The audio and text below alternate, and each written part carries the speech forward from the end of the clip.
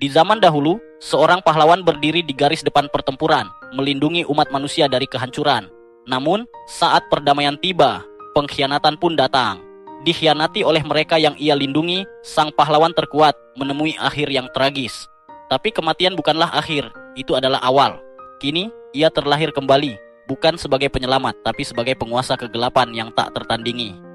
Dunia yang pernah ia lindungi akan gemetar di hadapan kekuatannya yang baru. Sebelum lanjut ke cerita, jangan lupa subscribe channel ini sebagai bentuk dukungan kepada kami dan selamat menonton. Leonis adalah salah satu dari 3 pahlawan yang ditugaskan untuk melindungi sebuah kota yang sedang diserang oleh para ogre. Arakael mulai melafalkan sihir yang sangat kuat, namun ia tidak hanya ingin memusnahkan para monster, tetapi juga para warga kota. Lalu Thearis akan menggunakan kekuatannya untuk menghidupkan kembali warga kota. Namun, Leonis memiliki gagasan lain. Dia tidak ingin melihat warga menderita, jadi dia menggunakan pedangnya untuk membelah sihir milik Arakael menjadi 2. Arakael pun kebingungan, tetapi Leonis yang saat itu masih berusia 12 tahun tidak tahan melihat orang-orang dimusnahkan dan dihidupkan kembali begitu saja. Dia kemudian melompat turun dan mulai mengalahkan para ogre satu persatu. Para warga menyaksikan dengan takjub saat dia menebas ogre dan bahkan bergulat dengan yang lainnya. Satu hal yang pasti, setiap warga melihat Leonis sebagai pahlawan sejati dan sangat mencintainya. Namun kedua pahlawan lainnya tidak menyukai Leonis, terutama Arakael. Itulah sebabnya 4 tahun kemudian, Leonis ditugaskan untuk mengalahkan seekor monster dengan dipandu oleh seorang warga desa. Warga desa itu tampak sangat senang karena mereka akan dibantu oleh Leonis yang dianggap sebagai pendekar pedang terhebat dan pahlawan pedang suci. Warga desa itu memuji keahlian Leonis yang hanya merendah dan menyebutkan bahwa tugasnya adalah mengalahkan Raja Iblis. Mereka berdua sampai di lokasi monster, tetapi Leonis bingung karena tempatnya kosong. Dia berbalik untuk bertanya pada warga desa di mana monster itu, namun warga desa itu telah menghilang. Leonis kemudian menyadari bahwa ini adalah sebuah jebakan dan mencoba meraih senjatanya. Namun, sihir gravitasi dilemparkan padanya untuk menahan dirinya. Dia melihat 3 penyihir mengelilinginya, lalu beberapa prajurit juga muncul. Prajurit-prajurit itu dengan cepat mengikat Leonis dengan rantai dan menggantungnya di udara. Para bangsawan kerajaan tidak menyukai kekuatan atau pengaruh Leonis, jadi mereka memutuskan untuk menyingkirkannya. Para prajurit itu segera berlari dengan tombak mereka dan menusuk dada Leonis. Dia mencoba melawan, tetapi pada akhirnya dia kehilangan seluruh kekuatannya. Para prajurit meletakkan tubuhnya, berkata bahwa tugas mereka telah selesai, lalu pergi. Beberapa menit kemudian, seorang gadis muncul di hadapannya. Dia tahu Leonis masih bisa mendengar dan bertanya bagaimana perasaannya setelah dikhianati oleh orang-orang yang pernah ia selamatkan. Leonis dipenuhi pikiran negatif, namun dia tidak bisa membenci umat manusia karena telah mengkhianatinya. Gadis itu bertanya bagaimana pendapatnya tentang dunia ini, tapi Leonis tidak peduli karena dia merasa akan mati. Gadis itu kemudian mengungkapkan bahwa dia ingin memberontak melawan dunia. Leonis bingung, tapi gadis itu menjelaskan bahwa dirinya adalah Roselia, Dewi Pemberontakan. Dia menggenggam tangan Leonis dan berjanji akan menghidupkannya kembali, bukan sebagai pahlawan, melainkan sebagai raja kegelapan baru yang akan menyelamatkan dunia. Sejak saat itu, Leonis perlahan mulai berubah menjadi makhluk undead. Ia menghabiskan bertahun-tahun bertempur dalam peperangan sebagai Raja Iblis, hingga suatu hari ia kembali ke kastilnya dan bertemu Roselia lagi, mempersembahkan hasil rampasan perang kepadanya. Roselia menyuruhnya menyimpan rampasan itu dan memujinya karena telah menjadi sangat kuat. Leonis mengatakan bahwa ia telah menjalin persahabatan dengan seorang bangsawan baru bernama Blakas, dan rakyat Blakas akan dibawa ke kerajaan Leonis untuk dilindungi. Roselia juga memberinya kembali pedang sucinya sebagai hadiah atas kemenangannya. Namun, ia mengatakan bahwa pedang suci itu sudah tidak cocok lagi untuk Leonis dan mengubahnya menjadi pedang iblis. Ia mengatakan bahwa Leonis tidak boleh menghunus pedang itu kecuali kebenarannya dipertanyakan. Namun, beberapa tahun kemudian, 6 pahlawan memutuskan untuk berperang melawan Leonis yang kini telah menunjukkan wujud sejatinya sebagai Raja Kegelapan. Pasukan kerangka milik Raja Iblis maju ke medan perang untuk menghadapi para pahlawan. Namun, para pahlawan kini telah diberkahi dengan kekuatan ilahi dan memiliki bentuk malaikat. Raja Iblis Leonis duduk di ruangannya, mengamati semuanya dari bola sihir. Semua bentengnya telah dikalahkan, dan inilah garis pertahanan terakhir. Kerangka-kerangka berhasil mengalahkan beberapa prajurit manusia, namun salah satu pahlawan memiliki kekuatan untuk menghidupkan mereka kembali. Tiba-tiba, makhluk besar seperti pohon muncul, membuat Raja Iblis marah karena ia mengenalinya sebagai pahlawan Archsage yang rela meninggalkan kemanusiaannya demi kekuatan lebih besar. Leonis pun bangkit dan memanggil tongkat sihirnya untuk ikut bertempur. Namun, sahabat setianya, si Fenrir, yang juga seorang jenderal, menghentikannya, mengingatkan bahwa Leonis pernah berjanji pada Dewi Pemberontakan. Dulu, saat masih manusia, Roselia telah mempercayakan sesuatu padanya. Jadi Leonis memutuskan untuk menerima kekalahan. Ia meletakkan tongkatnya dan berjalan menuju sebuah pintu saat kastilnya mulai hancur. Sebelum masuk, ia berjanji akan bangkit kembali dalam 1000 tahun dan merebut kembali tahtanya. Maka, ia pun menyegel jiwanya sendiri di dalam mausoleum agung. 1000 tahun kemudian, dua gadis terlihat menjelajahi reruntuhan kastil Leonis.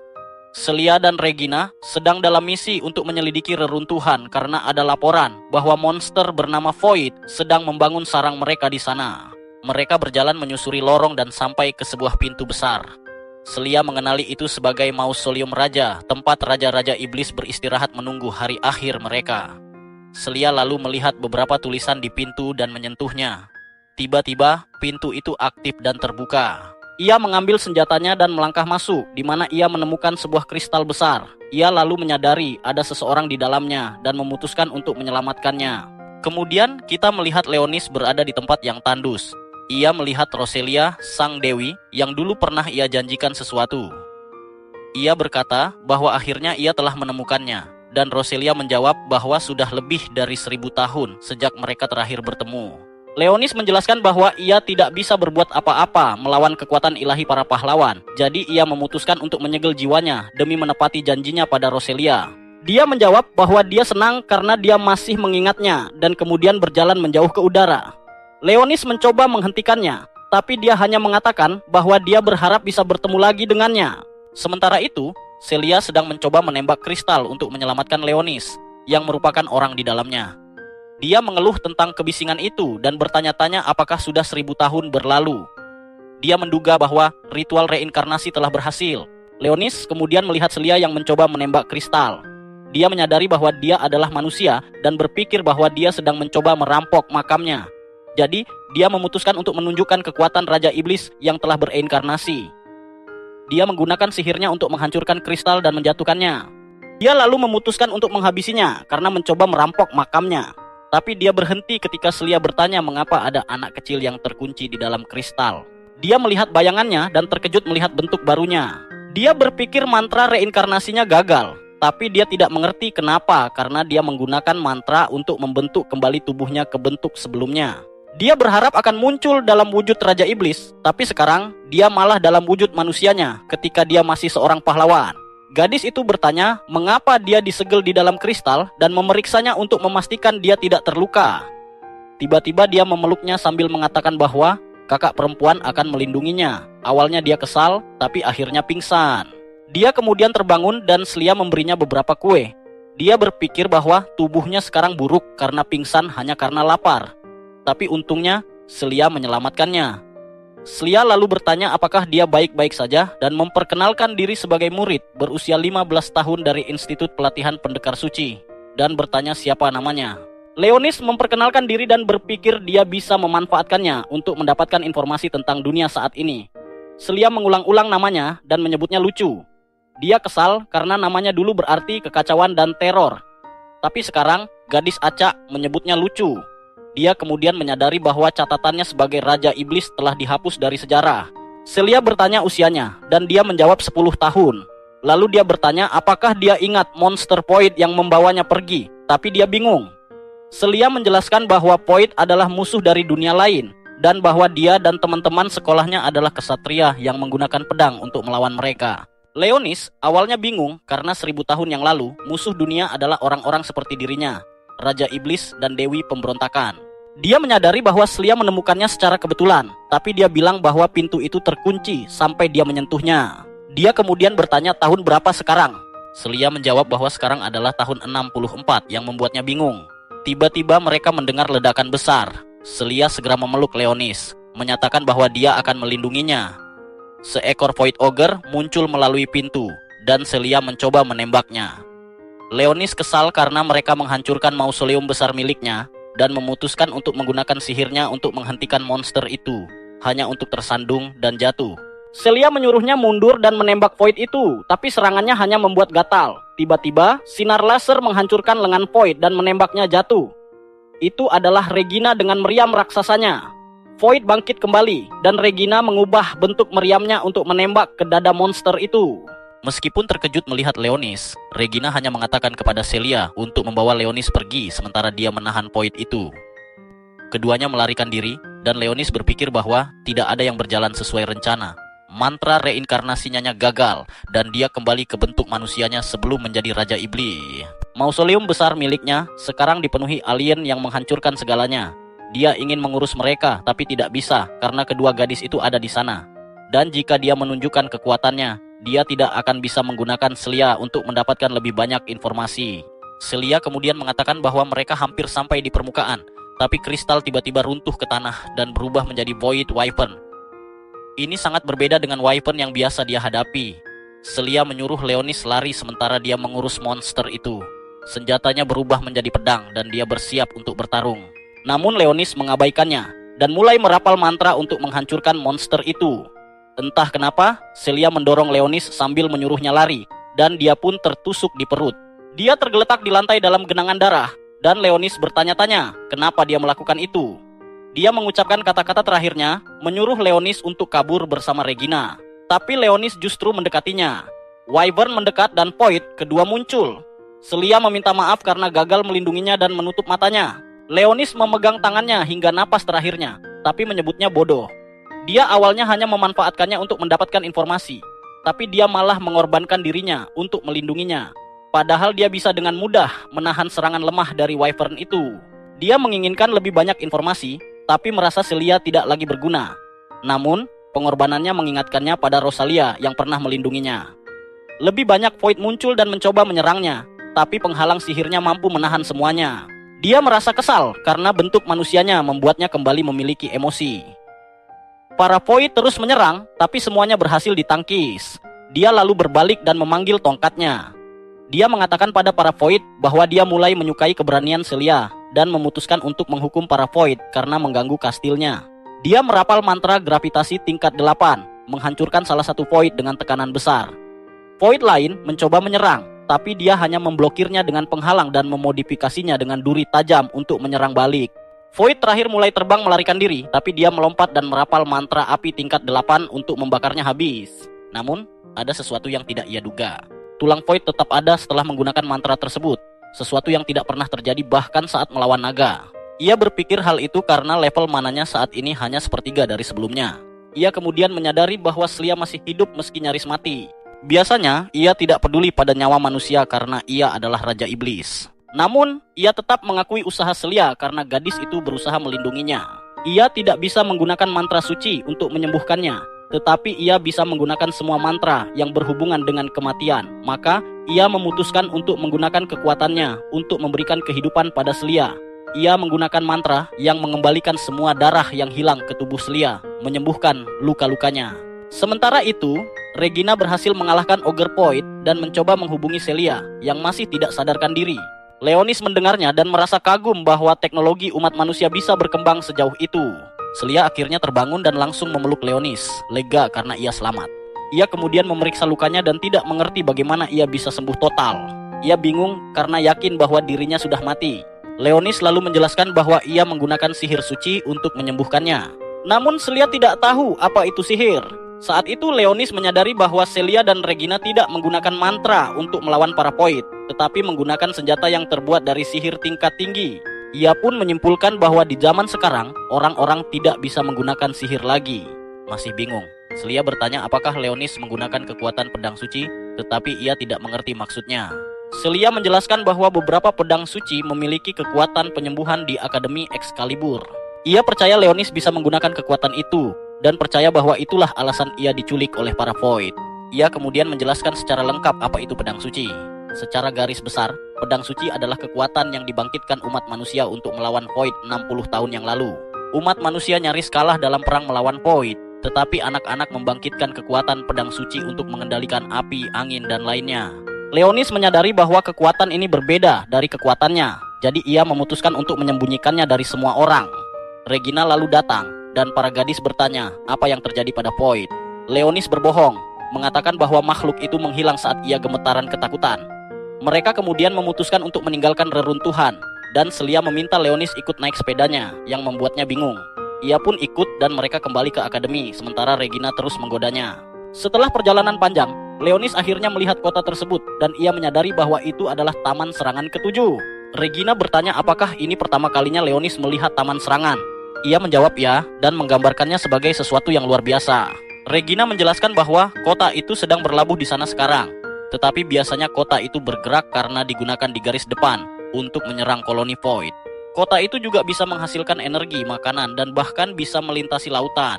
Leonis bingung, tidak tahu bagaimana sesuatu sebesar itu bisa bergerak. Ia memutuskan bahwa ia harus menganalisis kekuatan manusia sebelum memulai persiapan untuk membangun kembali pasukan Raja Kegelapannya. Setelah masuk ke kota, Celia menjelaskan bahwa orang-orang yang bisa menggunakan kekuatan pedang suci harus mendaftar ke Akademi Excalibur. Mereka tidak diwajibkan untuk langsung melawan para Void, tetapi mereka harus bekerja sama selama perang. Leonis berpikir bahwa ini adalah kesempatan untuk mempelajari lebih banyak tentang pedang suci. Para gadis mengatakan bahwa mereka akan menemuinya lagi setelah ia selesai diperiksa.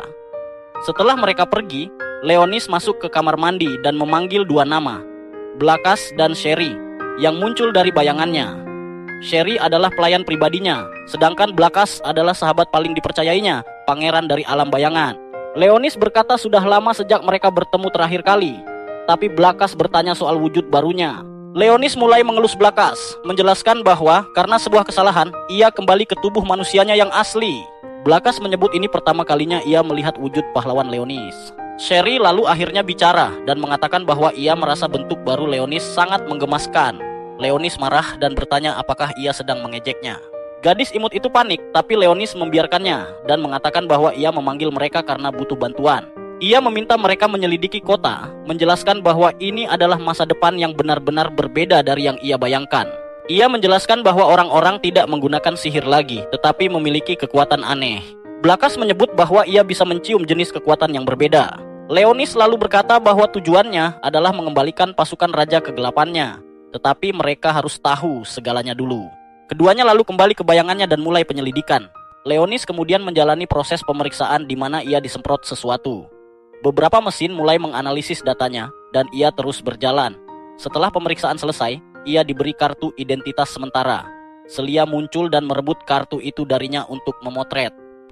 Ia sedikit bingung, tapi Celia menjelaskan bahwa kartu itu membuktikan identitasnya di kota. Ia kemudian mengatakan bahwa sudah waktunya mengunjungi akademi dan memintanya naik sepeda lagi. Celia membawanya berkeliling kota, menunjukkan distrik komersial yang besar, yang membuat Leonis terkejut. Ia menyebut bahwa semuanya terlihat damai di kota itu, yang memicu penjelasan dari Celia. Ia mengatakan bahwa Taman Serangan Ketujuh belum pernah diserang oleh Void, karena ini adalah kota terbaru.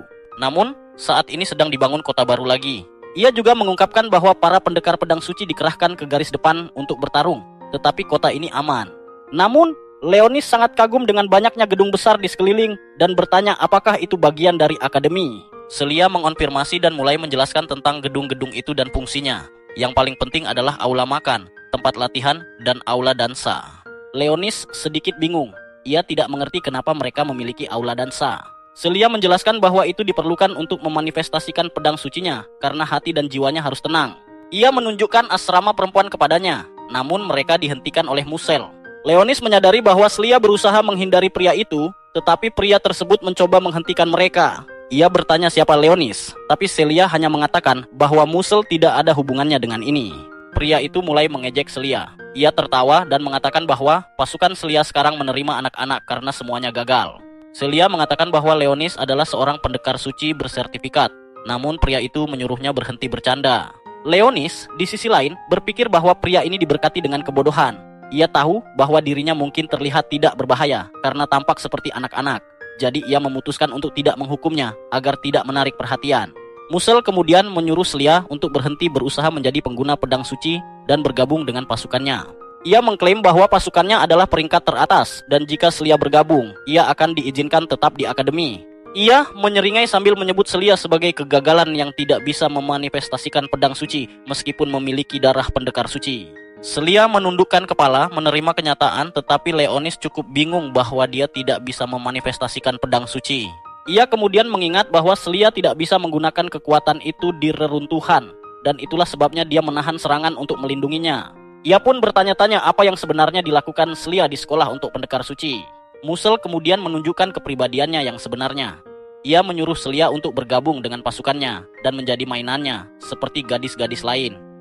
Dengan cara ini, ia akan terhindar dari misi-misi berbahaya. Leonis berpikir pria itu menggunakan sihir pengendali pikiran pada gadis-gadis tersebut. Namun, ia segera menyadari bahwa itu pasti kekuatan dari pedang suci milik Musel. Celia menolak, membuat pria itu marah. Ia kemudian mencoba melanjutkan perjalanannya bersama Leonis, namun Musel terbawa emosi dan mulai menarik rambutnya. Leonis menyuruh Musel berhenti, tetapi pria itu justru kebingungan. Leonis lalu melepaskan sebuah mantra dan tubuh Musel mulai gemetar ketakutan, tidak tahu apa yang sedang terjadi. Ia berlutut kesakitan dan Leonis mendekatinya. Leonis mendekat ke telinga Musel dan membisikkan sesuatu. Ia menyatakan bahwa Celia adalah wanitanya dan Musel tidak berhak menyentuhnya.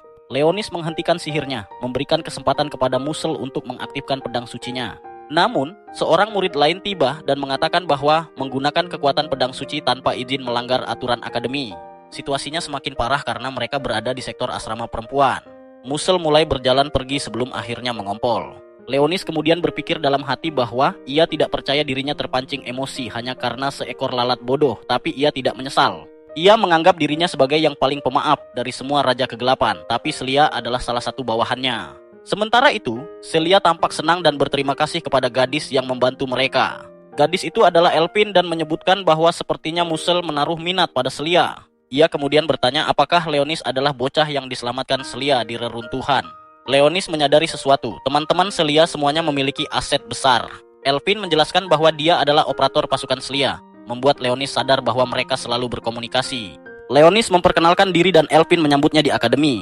Ia kemudian memberikan seragam kepada Leonis dan bertanya kepada Celia apakah mereka akan mendaftarkan pedang sucinya. Celia mengatakan bahwa Leonis perlu mandi dulu dan bertanya apakah Elpin akan ke asrama. Elpin menjelaskan bahwa ia harus menyerahkan data investigasi kehampaan kepada para ksatria dan menyebutkan ada sesuatu di bawah lautan. Leonis penasaran namun mengabaikannya untuk saat ini. Namun Elpin berhenti menjelaskan karena Celia mulai merasa pusing. Leonis menyadari sudah hampir waktunya dan mereka menuju asrama tim Celia. Celia menjelaskan bahwa asrama ditentukan berdasarkan nilai pasukan. Ia menjelaskan bahwa tiap pasukan memiliki 5 atau 6 anggota dan akademi memberlakukan sistem berdasarkan prestasi. Ada turnamen, pertandingan latihan dan ujian untuk menentukan peringkat tiap pasukan. Ia menjelaskan bahwa asrama timnya memiliki pendingin ruangan, alat latihan baru, jet bath, dan sauna. Leonis mengira jet bath adalah senjata, tapi Celia menyuruhnya masuk saja. Ia kemudian bertanya apakah boleh masuk ke asrama perempuan. Namun Celia mengatakan bahwa dia terlalu kecil, jadi takkan ada yang peduli. Celia mulai bersikap santai di dalam asrama, dan Leonis bingung karena ia tidak punya rasa malu. Celia menyuruhnya mandi dan ia menuruti. Tiba-tiba, Celia ikut masuk. Ia benar-benar tidak punya rasa malu terhadap pria. Ia kemudian mulai melemah dan terjatuh. Leonis menyentuh tanda mantra yang ditempatkan di tubuh Celia. Mata Celia berubah menjadi merah darah dan gigi taringnya membesar. Ia mencoba meraih Leonis, dan Leonis menariknya ke pelukannya. Begitu bangkit, Celia menggigit leher Leonis dan mulai merasa lebih baik. Ia bingung kenapa ia menggigitnya, namun Leonis memutuskan untuk mengatakan yang sebenarnya. Ia terpaksa menggunakan sihirnya untuk mengubah Celia menjadi bawahan terkuatnya, seorang ratu vampir. Celia kebingungan. Namun Leonis menjelaskan bahwa sebenarnya ia sudah mati. Kemudian Celia terbangun di ranjangnya, bingung tentang apa yang terjadi.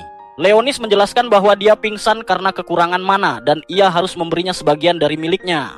Celia tidak mengerti maksudnya dan bertanya tentang identitas asli Leonis. Leonis hanya mengatakan bahwa ia adalah seorang penyihir kuno yang bangkit dari kristal dan menggunakan kekuatan yang telah lama terlupakan. Ia juga menjelaskan bahwa sihirnya hanya bisa mengendalikan kematian dan tidak bisa benar-benar menyembuhkan atau menghidupkan kembali. Leonis mengungkapkan bahwa ia menggunakan mantra tingkat 10 bernama Create Elder Undead. Sejujurnya, ia sendiri tidak yakin apakah mantra itu akan berhasil. Namun, Celia kembali sebagai yang terkuat dari semua bawahan Undead, Ratu Vampir. Dia mulai khawatir tentang dirinya yang menjadi seorang vampir, tetapi Leonis menjelaskan bahwa dia kekurangan mana. Jadi, dia harus meminum sedikit darah Leonis karena dorongan vampirnya. Dia mempercayai ceritanya, dan Leonis meminta maaf karena tidak bisa menyelamatkannya dengan baik. Dia bertanya apakah dia boleh membagikan ceritanya, dan Leonis setuju untuk mendengarkannya. Dia pun menceritakan kejadian yang terjadi 6 tahun yang lalu saat dia kehilangan kotanya akibat serangan Void bersama dengan kedua orang tuanya. Dia mengatakan bahwa orang tuanya adalah pengguna Holy Sword yang berusaha sekuat tenaga untuk melindungi kota. Namun, dia merasa sedih karena dia harus berada di tempat perlindungan bersama Regina. Sejak saat itu, dia terus berlatih untuk membangkitkan Holy Sword dan melawan Void. Dia kemudian bertanya apakah dia masih bisa memunculkan Holy Sword, tetapi Leonis tidak tahu pasti. Dia hanya mengatakan bahwa sekarang dia jauh lebih kuat karena dia adalah Ratu Vampir. Dia masih sedikit khawatir, tetapi suasana berubah ketika perut Leonis berbunyi. Dia tertawa dan menyebutkan bahwa Leonis sudah menghabiskan lebih banyak waktu di kamar gadis daripada untuk makan. Mereka kemudian pergi ke kantin, di mana dia bertanya apakah dia masih bisa makan makanan biasa karena sekarang dia adalah vampir. Leonis menjawab bahwa dia bisa karena dia termasuk vampir tingkat tinggi. Dia bisa memulihkan mana dari makanan, tetapi prosesnya memakan waktu lama, jadi bukan cara yang paling efisien untuk memulihkan kekuatan. Kemudian, mereka mendengar seorang gadis berbicara dengan dua orang pria di latar belakang. Para pria itu mengeluh karena gadis itu tidak mengenakan seragam sekolah, dan mereka mencoba memanfaatkan situasi. Ketika salah satu dari mereka menariknya, gadis itu dengan cepat menjatuhkan mereka dengan pedang kayunya. Gadis itu kemudian memarahi mereka, mengatakan bahwa dia mendapat izin untuk berpakaian seperti itu, dan para pria itu langsung kabur. Selia dengan cepat berlari ke arah gadis itu dan memanggilnya Sakuya. Dia bertanya apa yang terjadi dan Sakuya menjelaskan semuanya. Seharusnya dia mengikuti latihan taktis, tetapi dia kabur karena merasa bosan dan memutuskan untuk berjudi, sampai akhirnya tertangkap dua pria tadi. Dia kemudian memfokuskan perhatian pada Leonis, menjelaskan bahwa Elpin sudah menyebutkan namanya. Selia mempertahankan versinya, menyatakan bahwa Leonis diculik oleh Void dan dia menyelamatkannya. Sakuya kemudian memperkenalkan dirinya dan menjabat tangan Leonis. Leonis langsung menyadari bahwa dia adalah seseorang yang mendedikasikan seluruh hidupnya untuk pedang dan bertanya-tanya seberapa keras dia berlatih. Selia kemudian mengungkapkan bahwa Sakuya adalah penyerang garis depan dari peletonnya dan akhirnya membayar makan siang semua orang.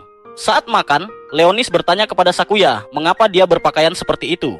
Sakuya menjelaskan bahwa itu adalah pakaian tradisional dari kampung halamannya dan merupakan peninggalan dari kakaknya.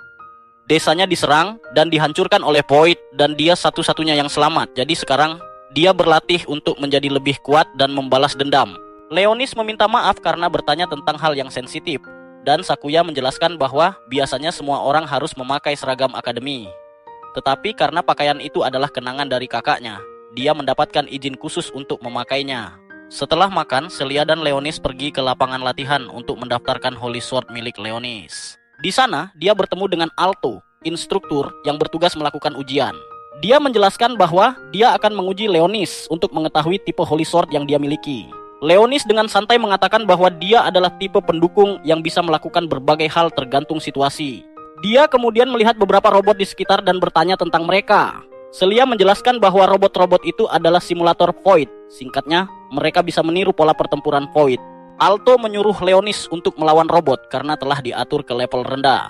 Dia berpikir bahwa mantra gravitasi level 2 sudah cukup untuk menyelesaikan pertarungan dengan cepat, tapi ternyata itu malah menghancurkan semua robot. Selia dan Alto tidak percaya dengan apa yang baru saja terjadi. Alto mempertanyakan bagaimana Leonis bisa menghancurkan robot itu dan bertanya apakah Holy Sword-nya benar-benar tipe pendukung. Dia ingin tahu lebih banyak dan semua orang mulai memperhatikan mereka. Dia kemudian mulai mengatur simulator Void ke level yang lebih tinggi, tetapi mereka tiba-tiba diganggu oleh Musel yang menyebalkan. Dia ingin mengambil alih ujian. Leonis mengatakan bahwa dia tidak keberatan, tetapi dia juga mengejek Musel dengan mengatakan bahwa levelnya setara dengan robot. Orang itu menjadi sangat marah sampai menyebut Holy Sword miliknya sebagai Harry Potter Wand. Gadis-gadis peliharaannya juga mengangkat senjata mereka, tetapi Selia mengatakan bahwa pertarungan 5 lawan 1 itu tidak adil. Namun Musel mengatakan bahwa Holy Sword-nya bisa mengendalikan orang lain sebagai senjatanya. Tapi Leonis dengan sombong mengatakan bahwa dia akan mengalahkan 5 orang noob itu. Selia memutuskan untuk ikut membantu, jatuh ke dalam rencana Musel karena dia akan mengizinkan Selia membantu Leonis dengan satu syarat. Jika Selia kalah, dia harus bergabung dengan peletonnya dan menjadi mainannya. Leonis tahu bahwa Musel hanya ingin menyentuh Selia, jadi dia memutuskan untuk memanfaatkannya. Dia menerima syarat itu, tetapi jika Musel kalah, dia tidak boleh mengganggu Selia lagi. Seperti yang kamu tahu, orang itu terlalu bodoh dan terlalu percaya diri, jadi dia menyetujuinya. Leonis berkata bahwa dia tidak akan membiarkan siapapun menyentuh gadisnya, dan Selia mulai memerah. Celia kemudian meminta pedang latihan dari Alto, replika Holy Sword yang dibuat untuk latihan. Setelah menentukan posisi, mereka memutuskan untuk mulai bertarung. Celia dengan cepat maju dan menjatuhkan salah satu gadis. Dia kemudian menyerang Musel, tetapi gadis lain datang untuk menghalanginya. Leonis hanya mengamati, berpikir bahwa atribut fisik Celia meningkat sejak menjadi ratu vampir. Salah satu gadis lainnya menghantamkan senjatanya ke tanah, memaksa Celia menangkis serpihan bebatuan. Musel, seperti pecundang pada umumnya, menyuruh salah satu peliharaannya untuk menghadapi Leonis saat Celia terganggu. Gadis itu maju dan menyerang dengan petir, tapi Leonis hanya menggunakan mantra level rendah untuk memblokirnya dengan bayangan, lalu mengikat gadis itu dengan bayangan yang sama. Celia kemudian mulai mendapatkan keunggulan melawan dua gadis yang dia lawan, dan saat gadis ketiga datang, Celia berhasil menjatuhkannya. Celia kemudian memutuskan untuk menghadapi Musel, tetapi dia dengan mudah menggunakan tongkat sihirnya untuk menghentikan gerakannya. Celia sedikit bingung dengan apa yang terjadi, namun Musel menjelaskan bahwa inilah kekuatan aslinya, Holy Sword of Dominion. Ia menjatuhkan pedang dari tangan Celia dan mulai menjelaskan semua hal kotor yang akan ia lakukan padanya nanti. Tapi pertama-tama dia memutuskan untuk menghadapi Leonis yang sedang sedikit terpojok. Dia masih menahan gadis pertama, tapi 3 gadis lainnya sudah bangkit dan mengelilinginya. Sekarang menjadi 4 termasuk Musel. Leonis berpikir ia bisa menggunakan mantra tingkat 2 untuk menghabisi mereka dalam sekejap, tetapi tiba-tiba ia mendengar suara Celia. Celia sedang berbicara pada dirinya sendiri, menyebutkan betapa ia ingin melindungi Leonis. Ia lalu memohon agar pedang sucinya muncul. Keinginannya yang kuat membuat cahaya terang muncul di tangannya. Cahaya itu kemudian berubah menjadi sebuah pedang suci. Regina yang menyaksikannya tidak bisa mempercayai matanya. Dengan pedang sucinya, Celia berhasil melepaskan diri dari belenggu. Musel terlihat seperti pecundang yang tidak bisa percaya apa yang terjadi, memberikan kesempatan kepada Celia untuk menyerang. Ia menghancurkan tongkat sihirnya menjadi 2 bagian, membebaskan semua gadis dari kendalinya. Tanpa pilihan lain, Musel menyerah seperti pecundang kecil. Semua orang mulai bersorak untuk Celia, termasuk Regina yang langsung memeluknya. Ia sangat senang karena Celia berhasil membangkitkan kekuatannya, dan Celia sendiri hampir tidak percaya ia bisa melakukannya. Kemudian, ia berterima kasih kepada Leonis karena telah membantunya. Ia menepuk Leonis dan memintanya sebuah bantuan. Ia ingin agar Leonis membuatnya lebih kuat dan mengajaknya bergabung dalam peletonnya. Leonis langsung menerima tawaran tersebut. Mereka pun mengadakan pesta penyambutan, di mana Regina memasak makanan besar-besaran.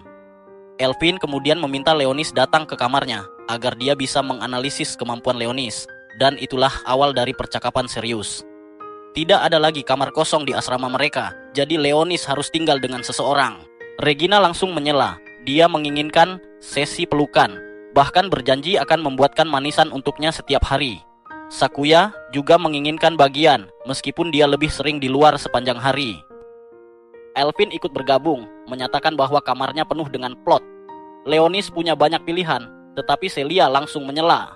Ia menganggap dirinya sebagai penjaga Leonis, oleh karena itu ia akan memastikan Leonis nyaman di malam hari. Para gadis mulai curiga, tetapi Leonis menyatakan bahwa dia lebih memilih tinggal dengan Celia.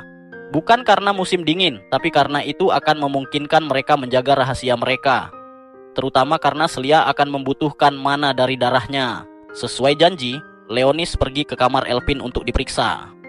Elvin menggunakan Holy Sword Eye of the Witch untuk memindai datanya. Leonis terkesan, tapi Elvin menjelaskan bahwa dia telah kehilangan kekuatan pedang sucinya, dan kini kemampuannya terbatas. Ia mengungkapkan bahwa ia adalah bagian dari peleton ke-7. Mereka sedang menyelidiki reruntuhan dan diserang oleh Void. Saat mereka menyadari bahwa itu jebakan, semuanya sudah terlambat. Kelompok itu bubar, dan dia satu-satunya yang selamat. Sejak saat itu, ia kehilangan sebagian besar kekuatannya dan mengurung diri di kamar. Tapi Celia sering mengunjunginya, sehingga ia akhirnya setuju untuk bergabung dengan peleton. Ia menyelesaikan pemindaian data biologis Leonis dan menemukan sesuatu yang menarik. Sistem mencatat bahwa Leonis suka menatap melon wanita. Elvin menegurnya dan mengatakan bahwa mesum itu tidak baik. Leonis kemudian melihat peta di monitornya dan meminta izin untuk memeriksanya. Elvin setuju dan memberinya tablet berisi peta tersebut. Saat memeriksanya, Leonis memperhatikan distribusi Void selama beberapa bulan terakhir. Ia lalu memanggil Blakas dan mengetahui bahwa Void tersebut memiliki karakteristik yang mirip dengan monster yang digunakan oleh penguasa kegelapan terhadap umat manusia. Ia memerintahkan Blakas untuk menyelidiki titik-titik yang ada di peta. Blakas menghilang, lalu Sherry tiba-tiba muncul. Dia juga membawa laporan. Orang-orang tidak tahu apa-apa tentang Raja Iblis. Mereka bahkan tidak tahu tentang dewa-dewa kuno atau perang antara penguasa kegelapan dan 6 pahlawan dari 1000 tahun yang lalu. Leonis memintanya untuk melanjutkan penyelidikan. Sementara itu, sekelompok penyelam sedang menyelidiki reruntuhan bawah laut. Mereka menemukan pohon besar dengan wajah. Pohon itu mulai memanggil nama Leonis dan menyerang para penyelam. Keesokan harinya, Leonis bangun dan menyadari lehernya telah digigit. Ia segera masuk ke kamar Celia dan memerintahkannya untuk bangun. Sebagai bawahannya, Celia langsung bangun, bingung dengan apa yang terjadi. Leonis menunjukkan tanda kontrak master, menjelaskan bahwa ia bisa memerintah Celia sesuka hati, dan Celia tidak bisa menolaknya. Celia tiba-tiba malu dan bertanya, apakah Leonis juga bisa memerintahnya untuk melakukan hal-hal mesum. Leonis menjelaskan bahwa ia tidak akan menyuruhnya melakukan hal-hal seperti itu. Celia merasa lega dan memutuskan percaya bahwa Leonis akan selalu bisa dipercaya. Leonis lalu mengganti topik, bertanya apakah Celia mengisap darahnya saat ia tidur. Celia malu mengatakan bahwa dia hanya mengisap sedikit karena tidak bisa menahan diri di tengah malam. Leonis menjawab bahwa ia tidak keberatan karena Celia adalah bawahannya. Namun, ia meminta Celia untuk mengatakan sesuatu terlebih dahulu. Celia mengerti dan meminta maaf padanya. Mereka kemudian terinterupsi ketika ponsel Celia berbunyi. Celia menjawab telepon dari Elpin dan bertanya alasan panggilan mendadak tersebut. Elpin melaporkan bahwa ada sesuatu yang aneh. Peleton ke-13 seharusnya sedang menyelidiki dasar laut, tetapi mereka belum kembali. Mereka dikenal sebagai kelompok yang terampil, tetapi belum ada kabar. Elpin mengatakan bahwa dia akan terus menyelidiki kasus ini dan akan memberikan kabar selanjutnya. Celia kemudian mengingatkan janji Leonis untuk melatihnya, dan Leonis setuju untuk pergi ke tempat latihan. Sementara itu, staf Akademi Excalibur sedang mengadakan pertemuan. Mereka sangat khawatir tentang peleton ke-13 dan menanyakan tentang data yang telah mereka kumpulkan. Mereka menemukan bahwa ada koloni Void di dasar laut di bawah kota serangan. Mereka menduga para Void kemungkinan akan menyerang kota itu dalam kelompok besar. Salah satu staf bertanya berapa banyak Void yang mungkin ada di koloni tersebut. Namun jawabannya membuat khawatir, beberapa ratus, jika tidak lebih. Mereka menjadi cemas karena ada kemungkinan besar seorang Void Lord akan muncul dalam serangan ini. Sementara itu, Celia sedang berlatih kemampuannya melawan 2 robot. Tapi itu cukup mudah baginya, terutama karena mereka datang satu persatu. Leonis memuji kemampuannya dan bertanya apakah dia memiliki seseorang yang mengajarinya ilmu pedang. Celia mengungkapkan bahwa keluarganya mengajarinya dasar-dasar saat dia masih kecil. Dan sejak itu dia selalu berlatih, namun kemajuannya kini lambat. Leonis kemudian menyebut bahwa sekarang dia seharusnya lebih kuat karena dia juga seorang Vampire Queen. Dia hampir tidak bisa mempercayainya. Leonis menjelaskan bahwa dia belum terbiasa menggunakan cadangan mana yang sangat besar dalam tubuhnya. Dia memberitahunya bahwa jika dia berhasil mempelajari cara menggunakannya, kekuatannya akan meningkat secara signifikan. Dia meminta bimbingannya dan Leonis memanggil tongkat sihirnya. Dia mengatakan bahwa dia akan memberinya lawan yang lebih realistis dan memasang penghalang di sekelilingnya. Kemudian dia menggunakan mantra pemanggilan untuk menciptakan beberapa prajurit kerangka dari bayangan. Dia bingung, tetapi dia hanya menjelaskan bahwa mereka adalah bawahan paling rendah miliknya. Dan dia bebas menghancurkan mereka dengan cara apapun yang dia mau. Dia lalu memutuskan untuk memulai dan mulai menebas para kerangka satu persatu. Dia menghindar saat 2 kerangka menyerangnya dari kedua sisi. Dan Leonis memanfaatkan kesempatan ini untuk memanggil lebih banyak prajurit. Setelah beberapa menit, Leonis melihat dia kelelahan dan memutuskan untuk menghentikan latihan. Dia mengembalikan kerangka-kerangkanya ke bayangan dan bertanya apakah dia butuh dia untuk memberinya sedikit mana. Dia menjawab bahwa dia baik-baik saja dan Leonis kembali memujinya. Kemudian Leonis memutuskan untuk kembali ke asrama, tetapi dia mengajaknya makan bersama. Dia menolak tetapi perutnya berbunyi. Dia mulai tertawa dan dia kesal dengan tubuhnya sendiri. Sementara itu, Sakuya sedang keluar dari asrama ketika dia melihat Blakas di luar. Dia sangat menyukai penampilannya hingga langsung berlari ke arahnya. Dia menganggap bahwa dia memiliki aura bangsawan dan memutuskan untuk memberinya nama sampai dia menemukan pemiliknya. Dia memanggilnya Fluffy si hitam. Tentu saja Blakas membenci nama itu, tetapi dia mengabaikannya, mengira dia menyukainya. Dia kemudian membungkus lehernya dengan sehelai kain, menyebutkan bahwa di dalamnya ada makanan. Dia lalu berjalan pergi, menyebutkan bahwa mereka akan bertemu lagi. Sementara itu, di dalam ruangan, Elpin sedang mencoba mendapatkan lebih banyak data ketika Regina dan Sakuya masuk. Sakuya tampak sangat bersemangat menceritakan bagaimana dia baru saja bertemu Blakas. Mereka kemudian fokus pada penyelidikan baru karena ada kelompok baru yang dikirim untuk mencari Void Lord. Namun, mereka belum kembali, padahal kelompok ini bahkan lebih baik dari sebelumnya. Kita kemudian kembali ke Celia dan Leonis. Mereka sedang berkendara melintasi kota dengan motor Celia menuju tempat makan siang. Namun mereka berhenti di sebuah panti asuhan. Leonis bingung, tetapi Celia menjelaskan bahwa tempat itu adalah restoran dan juga panti asuhan. Anak-anak yatim langsung keluar dengan senang hati melihat Celia. Dia lalu menjelaskan bahwa tempat ini merawat anak-anak pengungsi yang tidak memiliki tempat tinggal. Entah bagaimana, Leonis dapat merasa terhubung dengan anak-anak itu, karena dia juga pernah menjadi anak yatim gelandangan sebelum menjadi seorang pahlawan. Setelah masuk ke dalam, Celia meminta maaf karena belum bisa mengunjungi mereka sebelumnya karena ujian. Salah satu anak-anak menyelinap di belakangnya untuk melakukan sesuatu yang iseng. Tapi Leonis marah karena seseorang melakukan itu pada bawahannya. Dia menggunakan sihir untuk menyerang anak itu, tetapi berhenti saat Celia mengatakan bahwa itu tidak apa-apa. Pemilik tempat itu muncul, namanya Pernia. Dia memperkenalkan Leonis, mengatakan bahwa dia adalah bocah yang dia selamatkan dari reruntuhan. Dia memberitahunya bahwa dia juga seorang Holy Swordsman yang membuat semua anak-anak langsung mengerubunginya, menganggap dia luar biasa. Celia kemudian memberitahu mereka bahwa dia membawa sayuran dan donat untuk anak-anak. Anak-anak pun sangat senang, dan Prenia menyebutkan bahwa dia akan segera menyiapkan makan siang. Sementara itu, Sakuya terbangun dari tidurnya dengan perasaan aneh. Ternyata ada beberapa tanaman merambat yang tumbuh di dalam ruang kendali kota serangan. Kita melihat bentuk monster Arakael berhasil menyusup ke bawah tanah di kota tersebut. Sementara itu, di markas kota serangan ada laporan bahwa pohon besar telah menghilang. Mereka bertanya-tanya apakah itu Void dan bertekad untuk menghadapinya ketika mereka menemukannya. Mereka kemudian menghubungi Elpin dan memintanya menjelaskan hasil analisisnya. Dia menjelaskan bahwa dia mendeteksi sesuatu di bawah tanah di distrik 62.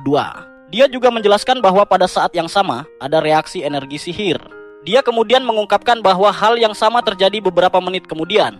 Dan setelah menganalisis semua data, dia menyimpulkan bahwa itu disebabkan oleh Void. Semua orang mulai panik, tidak percaya bahwa Void berhasil menyusup ke fasilitas bawah tanah.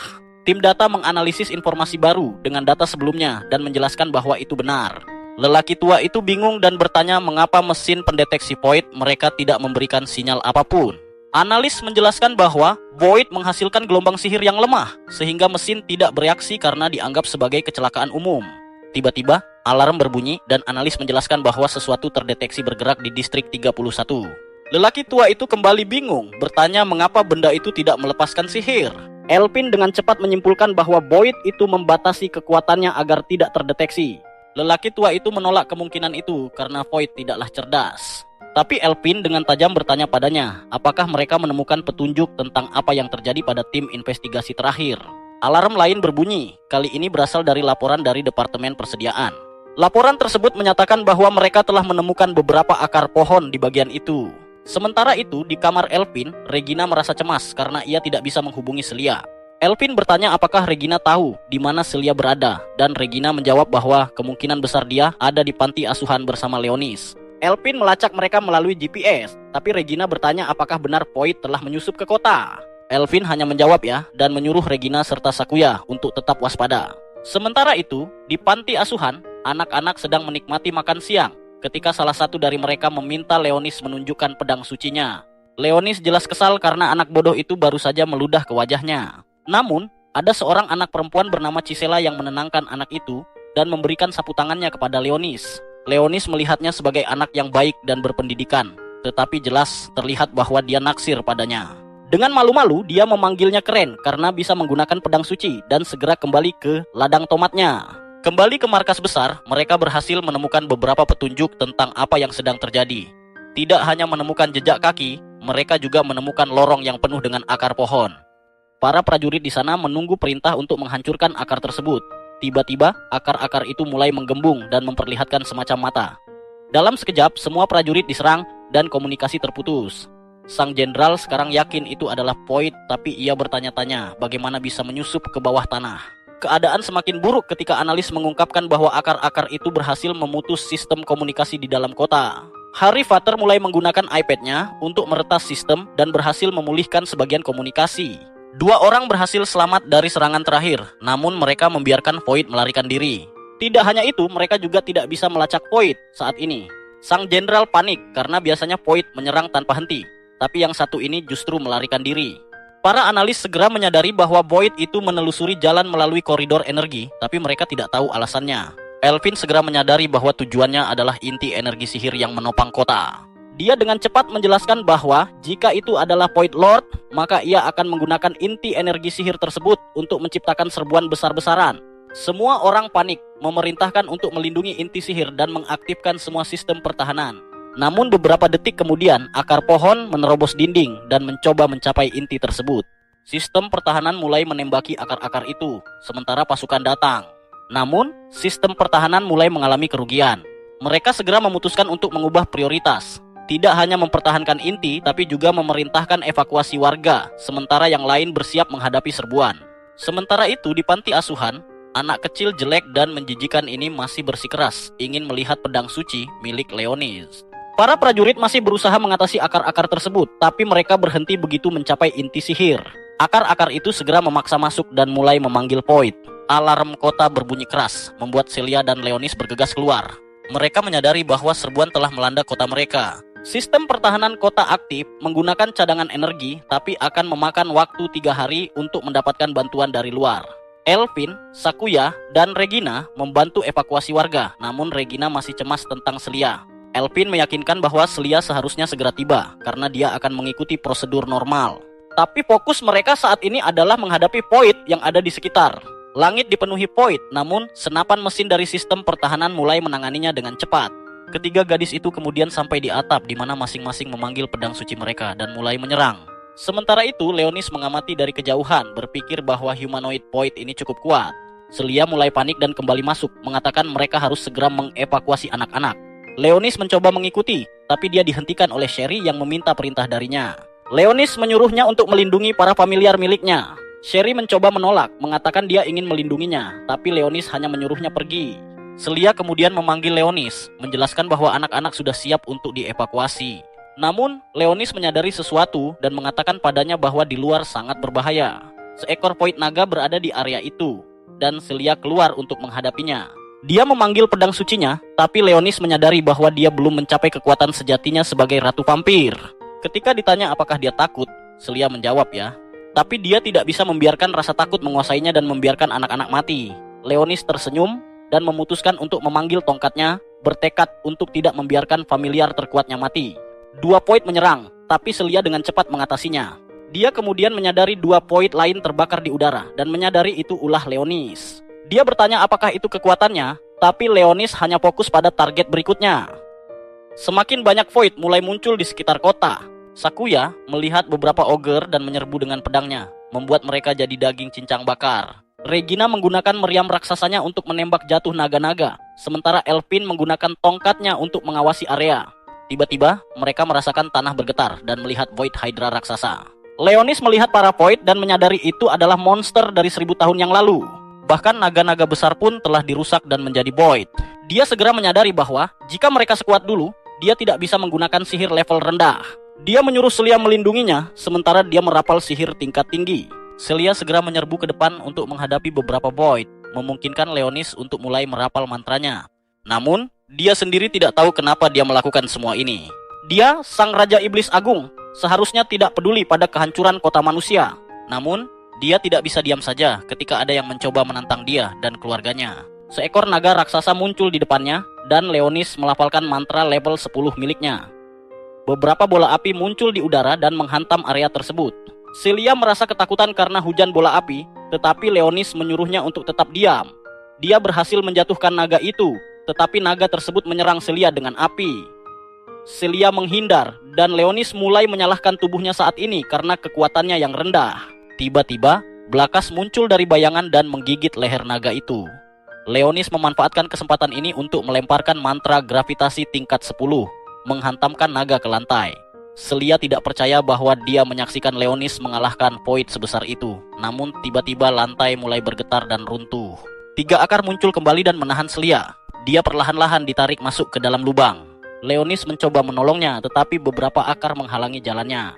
Akar-akar itu mulai membentuk sesuatu dan memanggil namanya. Leonis tersenyum dan mengenali akar-akar itu sebagai Arakael, salah satu pahlawan dahulu kala. Leonis menyebutkan bahwa dia tidak menyangka akan bertemu Arakael 1000 tahun kemudian. Dia memanggil tongkat sihirnya dan melemparkan mantra. Meski begitu, si manusia pohon itu tidak melawannya secara langsung dan kembali ke bawah tanah. Leonis menyadari bahwa Celia masih hidup karena tandanya belum menghilang. Blakas muncul dari bayangan untuk membicarakan tentang Arakael dan bagaimana dia telah berubah setelah kebangkitannya. Blakas melihat anak-anak dari panti asuhan yang memperhatikan Leonis. Dia bertanya-tanya mengapa mereka menempatkan diri dalam bahaya dan bertanya pada Leonis apakah dia ada hubungannya dengan mereka. Leonis berpikir mereka takut pada kekuatannya. Dia mendekati mereka dan menyuruh mereka kembali ke tempat perlindungan. Tetapi mereka malah berterima kasih karena telah melindungi mereka. Mereka memohon padanya untuk menyelamatkan Celia, dan terkejut mereka tidak takut padanya. Dia meyakinkan mereka bahwa dia akan menyelamatkannya. Dia membangun penghalang dan memanggil penjaga kerangka untuk melindungi mereka. Leonis kembali ke Blakas yang menangkap suara dari alat komunikasi milik Celia. Elvin dan Regina sedang menghadapi Hydra dan meminta bantuan Celia, tetapi Leonis memberitahu mereka bahwa Celia telah diculik. Dia menyuruh Elvin mencari lokasi Celia menggunakan pedang sucinya, tetapi dia menyuruhnya menunggu bantuan mereka. Leonis mengatakan tidak ada waktu dan memberinya gambaran tempat Celia diculik. Elvin berhasil menemukan lokasinya dan memberitahu Leonis. Tiba-tiba, Elvin hampir diserang oleh Hydra, tetapi dia dilindungi oleh Sherry. Dalam perjalanan menuju lokasi Celia, Blakas bertanya kepada Leonis mengapa dia mengirim Sherry untuk membantu manusia. Leonis mencoba memberikan alasan, tetapi Blakas tidak yakin. Akhirnya Leonis mengaku mulai sedikit menyukai manusia dan Blakas senang dengan jawabannya. Leonis menggunakan sihirnya untuk membuka pintu menuju ruangan tempat Celia ditahan. Mereka berdua masuk ke dalam ruangan dan menemukan si manusia pohon. Arakael sedang menyandera Celia dan Leonis berkata bahwa sudah waktunya dia mengembalikan pengikutnya. Leonis meluncurkan sihir api yang membakar sulur-sulur itu. Tetapi Arakael dengan cepat beregenerasi dan bertanya bagaimana Leonis masih hidup. Leonis menjelaskan bahwa dia tidak pernah mati, melainkan menyegel jiwanya 1000 tahun yang lalu. Arakael mengatakan bahwa dunia telah berubah sejak saat itu. Dia mengklaim bahwa dunia perlu dibangun ulang bersama dengan bintang kosong. Leonis bertanya tentang bintang kosong. Arakael memberitahunya bahwa dia telah dipilih menjadi pembawa kabar baik. Beberapa mata muncul dari cabang-cabang Arakael, membuat Leonis menyadari bahwa Arakael telah mengalahkan para pendeta dari Ordo Suci. Leonis memanggil Celia, dan dia menjawab dari balik cabang utama Arakael. Saat Leonis lengah, Arakael mencoba menyerangnya. Tapi Blakas memperingatkannya, dan Leonis berhasil menghindar tepat waktu. Mereka berlari-lari di dalam ruangan, menghindari serangan Arakael. Leonis memanggil Es untuk memotong cabang-cabang itu. Namun, monster itu beregenerasi terlalu cepat. Dia mencoba menyerang Leonis saat lengah, tetapi Blakas melindunginya. Blakas menyadari bahwa sihir mereka semakin melemah setiap detik, dan Leonis memberitahunya bahwa itu karena mereka berada di domain milik Arakael. Arakael melemparkan mantra untuk meningkatkan jumlah mantra yang dilemparkan sekaligus. Dia lalu menciptakan banyak sinar cahaya yang memantul di seluruh ruangan. Leonis terkena salah satu sinar dan mencoba menggabungkan serangan sihirnya dengan Blakas. Namun, Arakael menciptakan penghalang cahaya untuk melindungi dirinya. Blakas mengatakan bahwa Arakael memiliki kekuatan tak terbatas karena dia menyerapnya dari kristal mana. Leonis berkata pada Blakas bahwa sekarang saatnya mengambil sedikit risiko. Sementara itu, Celia mencoba melepaskan diri dari sulur-sulur yang menahannya, tetapi malah melukai tubuhnya. Meskipun kesakitan, dia menolak menyerah dan membiarkan Leonis bertarung sendirian. Dia memanggil pedang sucinya dan mencoba memotong cabang-cabang itu, tetapi tidak bisa bergerak. Di luar, Arakael terus menyerang Leonis dengan sihir cahayanya. Leonis dan Blakas bergabung untuk melemparkan mantra kuat. Namun, Arakael menciptakan penghalang cahaya untuk menahannya. Celia masih berjuang melawan sulur-sulur itu, membuat lukanya semakin parah. Matanya berubah merah, dan semacam bilah tajam muncul dari darahnya. Bilah itu memotong sulur-sulur, memungkinkan Leonis menemukan lokasinya dengan tepat. Dia kemudian melemparkan alat komunikasi milik Celia yang dilumuri darahnya, menusuk dadanya. Dengan itu, Celia akhirnya bebas dari sulur-sulur dan bangkit sebagai ratu vampir sejati. Dia memotong cabang di depannya dan kembali ke sisi Leonis. Blakas memberitahu Leonis bahwa dia butuh waktu untuk memulihkan diri dan mundur sejenak. Leonis bersatu kembali dengan Celia dan memujinya karena telah menguasai kekuatan vampirnya. Celia berterima kasih karena telah memberinya mana agar bisa ikut bertarung. Arakael menyembuhkan lukanya dan berkata bahwa dia akan menghancurkan Leonis menjadi debu. Manusia pohon itu melemparkan sihir cahaya besar dengan kemampuan mantranya yang banyak. Blakas menyadari bahwa pohon itu ingin menghancurkan seluruh kota dengan meluncurkan banyak mantra tingkat 10. Namun Leonis tidak akan membiarkannya. Dia berkata pada Celia bahwa dia akan mengalahkan Arakael dan meminta perlindungannya. Leonis mencoba mencabut pedang iblisnya, dan Blakas menanyakan apakah dia masih ingat apa maknanya. Leonis mengingat instruksi dari Roselia bertahun-tahun lalu. Ia hanya bisa mencabut pedang iblis tersebut dalam satu kondisi khusus, untuk melindungi kerajaannya. Dengan hal itu dalam pikirannya, Leonis mencabut pedangnya, menyatakan bahwa tanah dan rakyat ini adalah kerajaannya. Ia mengucapkan instruksi dari pedang itu, dan pedang tersebut mengakui keputusan Leonis. Arakeal mengatakan bahwa Leonis tidak bisa mengubah takdir dunia. Namun, pemuda kita berkata bahwa dia akan merobek kain takdir dengan kedua tangannya sendiri. Leonis menggunakan teknik pedang rahasianya, membuat Arakeal lenyap. Semua kehampaan mulai menghilang dan serangan besar pun berhenti. Keesokan harinya, Leonis tidak bisa bangun dari tempat tidur karena otot-ototnya nyeri. Ternyata, kekuatan pedang itu terlalu berat untuk tubuhnya yang belum berkembang. Leonis bangun keesokan harinya masih dengan tubuh pegal. Selia masuk ke kamarnya, membawakan hadiah dari anak-anak. Ia mengatakan bahwa menggunakan pedang sucinya menguras banyak darah, dan ia ingin mengisinya kembali. Leonis menggoda soal pengendalian dirinya, dan Selia berkata bahwa ia boleh mengambil sedikit. Namun, para gadis masuk ke kamar dan menemukan mereka dalam situasi itu. Selia menjelaskan bahwa itu hanyalah kesalahpahaman besar. Setelah kejadian itu, kota mengalami kehancuran karena serangan, namun perlahan-lahan sedang dibangun kembali. Karena pembangkit energi hancur, panel surya dibangun untuk menghasilkan mana. Leonis mencoba mengakses ruang penyimpanan informasi, namun sebuah roh mengatakan bahwa ia memerlukan izin. Leonis terkejut bahwa roh masih ada dan mengaku sebagai murid di akademi. Regina menutup matanya dari belakang dan bermain tebak-tebakan, namun Leonis menebaknya dengan benar. Ia menjauh, mengatakan bahwa mereka berada di tempat umum. Ia bertanya, apakah Regina mengikutinya hanya untuk menggoda? Tapi Regina mengatakan bahwa ia datang untuk mengembalikan sesuatu dan tidak sengaja bertemu dengannya. Leonis mengatakan bahwa ia datang untuk meneliti bahasa kuno. Ia menjadikan pencarian ingatan sebagai alasan. Regina merasa iba dan menjamin akan membantunya masuk. Ia mendekati roh dan memintanya untuk membiarkan mereka masuk. Roh mengatakan bahwa Regina tidak memiliki izin, tetapi ia menggunakan trik agar roh itu memberi mereka akses. Regina meminta Leonis merahasiakan triknya. Leonis mengetahui bahwa roh tersebut buatan manusia dan bertanya kepada Regina apa yang terjadi dengan roh asli. Regina mengatakan ada rumor bahwa mereka bersembunyi di hutan. Ia menemukan referensi bahasa kuno di ruang penyimpanan dan menunjukkan kepada Leonis dengan catatan ia hanya boleh membaca buku-buku di sana. Mereka menerima pesan dari administrasi yang mengundang mereka ke upacara penghargaan yang dipimpin oleh Altiria, sang putri kekaisaran. Leonis senang karena bisa menggunakan kesempatan ini untuk bertanya-tanya tentang kerajaan manusia. Ia menerima panggilan dari Selia yang menanyakan keberadaannya. Ia menjawab bahwa ia sedang keluar menjalankan tugas, tapi akan menemui Selia di pelabuhan. Regina tetap tinggal di ruang penyimpanan. Sementara itu, di pinggiran kota, seekor singa hitam bernama Bastea memberitahu kelompoknya bahwa mereka akan menculik Altiria saat upacara. Rak setuju, mengatakan mereka bisa menggunakannya untuk menegosiasikan kebebasan rekan mereka yang dipenjara. Gerd marah karena manusia telah mengurung mereka. Elza bertanya kepada Bastea, apakah mereka mampu melawan pedang suci milik manusia. Gerd mulai berdebat dengan Elza, dan Bastea mencoba menenangkan mereka. Seorang asing muncul dan berkata bahwa mereka kurang solidaritas.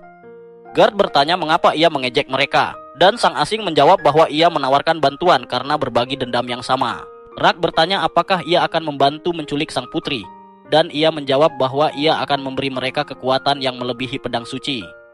Ia mengeluarkan pedang iblis dan memberi Bastea kekuatan besar yang memungkinkannya membuat pedang iblis sendiri.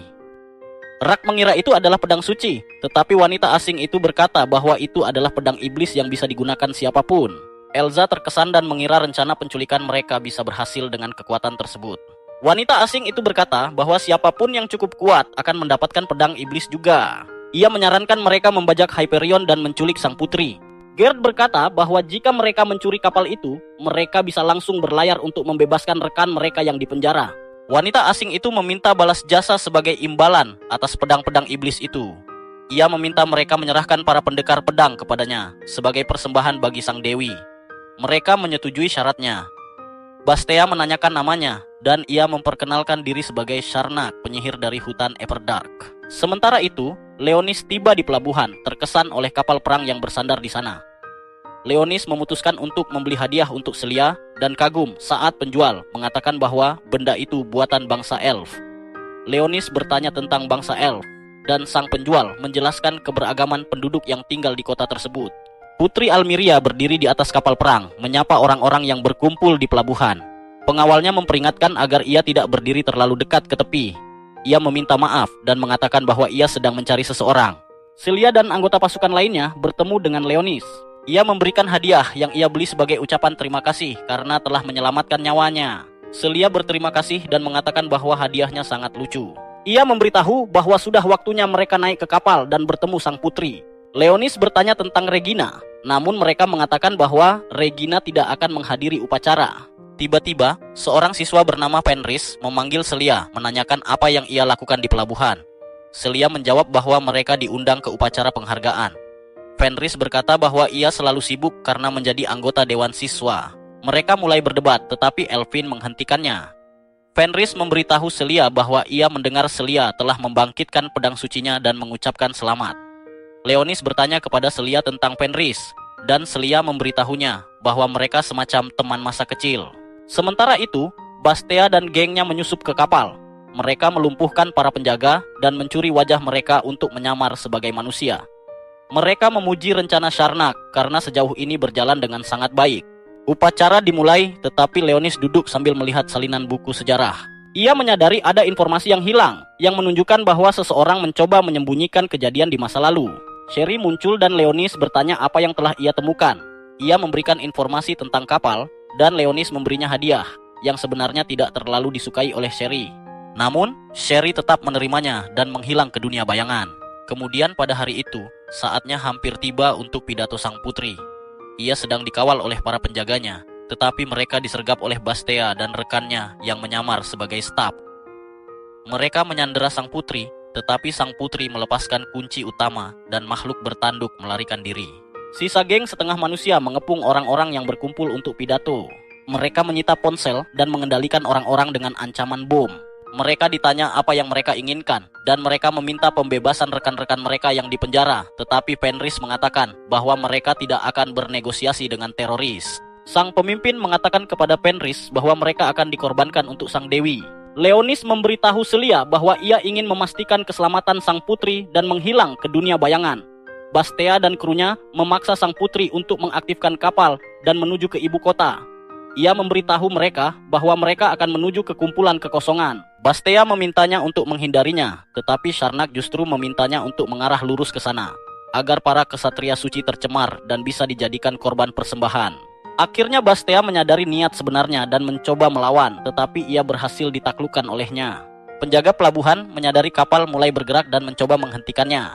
Makhluk bertanduk itu bertemu dengan Regina yang mengidentifikasinya sebagai karbunkel milik keluarga kerajaan dan menyampaikan pesan permintaan bantuan. Ia melompat kembali ke kapal dan bertemu Leonis yang tampak bingung. Ia mengatakan bahwa adik perempuannya sedang dalam bahaya. Regina lalu mulai menjelaskan kepada Leonis tentang latar belakangnya. Ia memperkenalkan dirinya kembali, kali ini sebagai putri keempat dari Kekaisaran Ortilese. Dan Altiria adalah adik perempuannya. Ia menjelaskan bahwa pada hari kelahirannya, bintang sial muncul di langit. Dan karena suatu alasan, ada hukum aneh bagi anak kerajaan yang lahir di bawah bintang itu. Singkatnya, anak tersebut harus dihapus atau dikurung di biara di pegunungan seumur hidup. Namun, kakek Celia tidak senang dengan perlakuan terhadap Regina. Jadi, ia memutuskan untuk mengasuhnya, dan itulah bagaimana Regina menjadi pelayan sekaligus teman Celia. Ia lalu menyebutkan ada kemungkinan para penyerang telah membawa adiknya untuk mengendalikan kapal.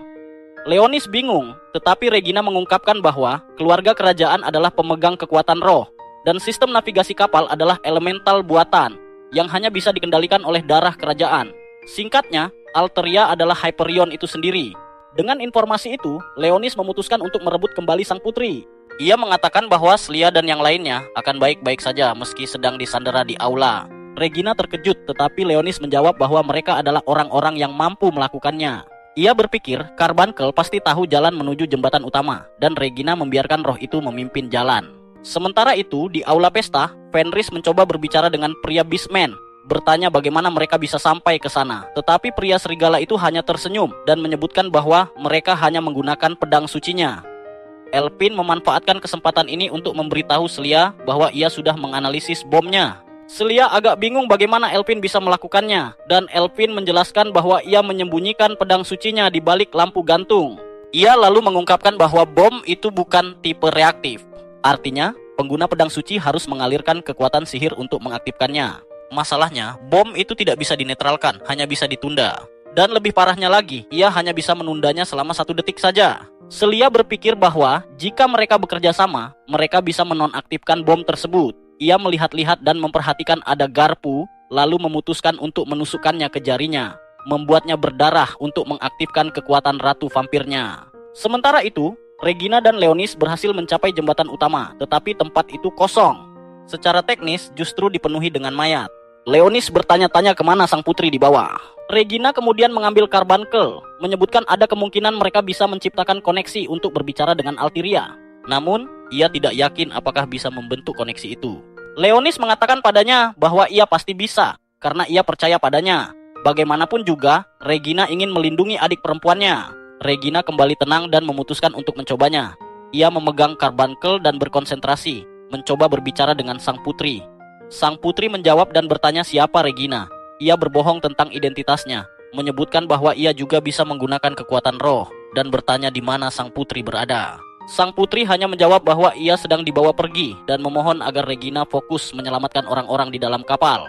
Sang putri lalu menyebutkan bahwa para teroris telah mengarahkan Hyperion ke Void Black Reef, dan mengungkapkan bahwa satu-satunya cara untuk menghentikan kapal agar tidak sampai ke tujuan itu adalah dengan membawa karbunkel ke jembatan utama. Regina lalu menjelaskan semuanya kepada Leonis, yang langsung bertanya di mana keberadaan sang putri. Regina mengungkapkan lokasi Altiria, tetapi ia khawatir karena jika mereka memilih menyelamatkannya, semua orang lainnya akan dibiarkan pada takdir mereka. Namun, Leonis dengan tegas mengatakan kepadanya untuk menghentikan kapal, karena ia yang akan menyelamatkan sang putri. Dia menolak membiarkan dia pergi sendirian karena dia hanyalah seorang anak. Leonis mengabaikan kata-katanya dan menggunakan sihir untuk menghancurkan jendela. Dia memberitahunya bahwa dia jauh lebih kuat daripada yang dia kira, jadi mereka harus fokus pada misi mereka. Dia melompat turun sementara Regina menyuruhnya untuk menyelamatkan adiknya. Sementara itu, di aula pesta, kita melihat bahwa Celia sedang mencoba menggunakan kekuatan vampirnya untuk mengendalikan darahnya. Dia berhasil menciptakan garis darah tipis hingga mencapai pria yang mengendalikan bom. Dia menyuruh Elpin untuk bersiap-siap menunda bom tersebut. Namun, Fenris tidak pernah bisa diam dan mulai mengoceh kepada pria serigala itu. Pria serigala itu sama kesalnya seperti saya dan mengancam akan menggorok lehernya. Tiba-tiba, Sakuya entah bagaimana berhasil membebaskan diri dan menjatuhkan piring. Teroris itu tidak mengerti bagaimana cewek itu masih bisa makan roti dan bertanya bagaimana dia bisa melepaskan tali. Dia hanya menjawab bahwa dia menggunakan pisau di meja. Pria serigala menjadi kesal dan mendekatinya, tetapi gadis ogre menyatakan bahwa aura Sakuya cukup intens. Sekali lagi, Fenris bangkit dan mulai bicara. Celia menggunakan kesempatan ini untuk mengendalikan darahnya lagi dan bersiap menyerang. Pria serigala tidak menunggu, dia menyerang Fenris, yang entah bagaimana berhasil menghindar, melakukan gerakan judo, dan membanting pria itu ke lantai. Pria serigala tidak senang, dan menyuruh pria lainnya meledakkan apel. Elpin menggunakan bolanya untuk menunda mantra itu, memungkinkan Celia menggunakan darahnya dan menghancurkan tongkat sihir pria itu. Sakuya langsung menyusul dengan membanting gadis ogre ke meja. Fenris memanggil serigala esnya untuk membekukan pria serigala. Celia memanfaatkan kesempatan ini untuk memanggil pedang sucinya dan menyerang pria itu hingga akhirnya menghancurkan apel. Namun, dia sedikit kesal karena Fenris hampir menghancurkan rencana mereka. Semua orang segera mengambil alat komunikasi mereka, tetapi tidak ada sinyal dan suasananya terasa aneh. Mereka memeriksa melalui jendela dan melihat betapa dekatnya mereka dengan Void Reef. Void mulai naik ke kapal dan menyerang mereka. Semua orang tahu tugas masing-masing. Elpin dan Celia akan membantu para tamu untuk menyelamatkan diri, sementara Fenris dan Sakuya mengalahkan monster. Celia tiba-tiba mendengar suara Leonis, tetapi dia bingung karena tidak melihatnya. Dia menjelaskan bahwa dia menggunakan cenderamata yang dia berikan kepadanya untuk membuat saluran telepati. Dia lalu mengungkapkan bahwa Regina sedang menuju jembatan, tetapi terlalu berbahaya baginya untuk pergi sendirian. Jadi, dia meminta Celia untuk membantunya.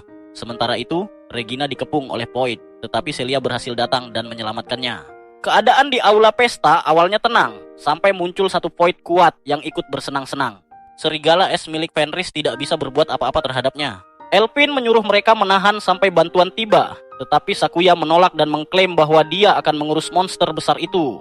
Para gadis mengalahkan Void yang lebih lemah dan mundur ke ruangan lain. Dia kemudian mengaktifkan kekuatan sejatinya, pedang iblis burung plover gelap mengubah monster itu menjadi cumi-cumi tanah. Dua gadis lainnya akhirnya berhasil mencapai jembatan dan Celia berkata dia akan menjaga punggung Regina. Regina duduk mengakses sistem dan memasukkan kode yang diberikan oleh sang putri. Ternyata itu adalah nama bintang tempat Regina dilahirkan.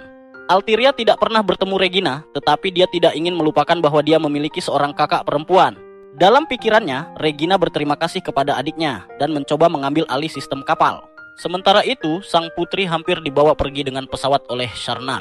Altiria melihat helikopter berhasil menjauh dan senang karena semua orang selamat. Sharnak mencoba lepas landas, tetapi entah bagaimana helikopter ditarik ke bawah. Dia tiba-tiba melihat Boyd yang menjaga area itu dihancurkan oleh bola api.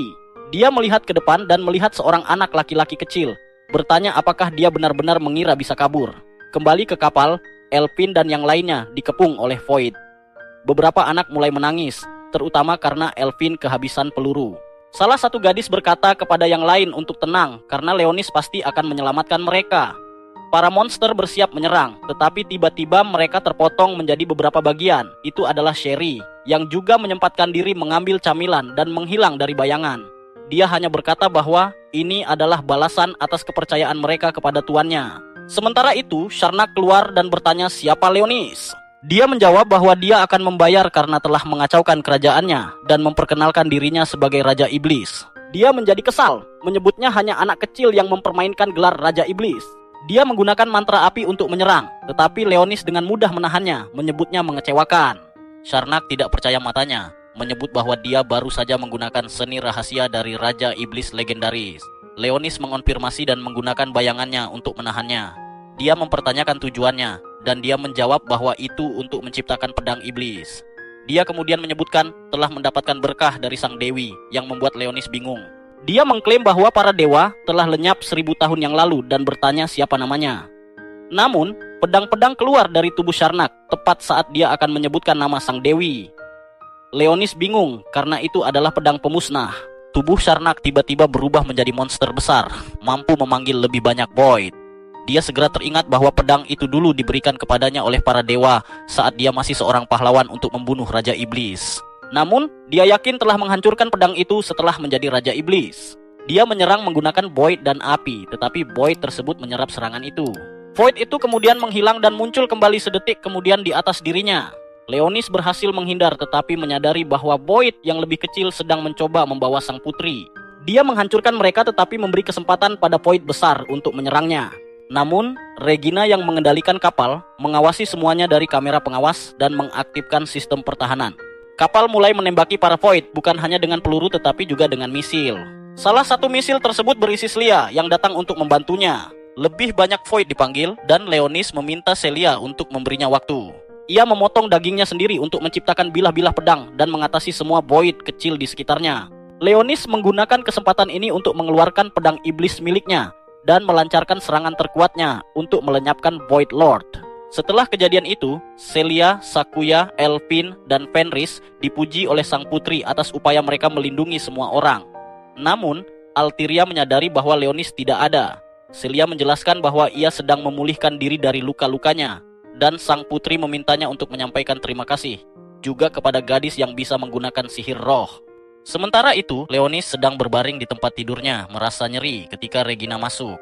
Ia menanyakan keadaannya dan mengatakan bahwa ia telah menyiapkan pai apel untuknya. Ia mengatakan bahwa ia akan menyuapinya, tetapi Leonis menolak. Lalu, Regina memutuskan untuk memberinya hadiah berupa ciuman kecil. Leonis menjadi malu dan Regina memintanya merahasiakan itu dari Celia. Atas perintah sang putri, para prajurit menemukan markas bawah tanah para ras setengah manusia. Para prajurit masuk dan memerintahkan mereka untuk tidak melawan. Tapi sebuah suara menyeramkan memperingatkan mereka untuk tidak terlalu percaya diri, lalu mengucapkan mantra yang mengubah mereka semua menjadi batu. Leonis kemudian muncul mengenakan topeng tengkorak dan memerintahkan para setengah manusia untuk berlutut.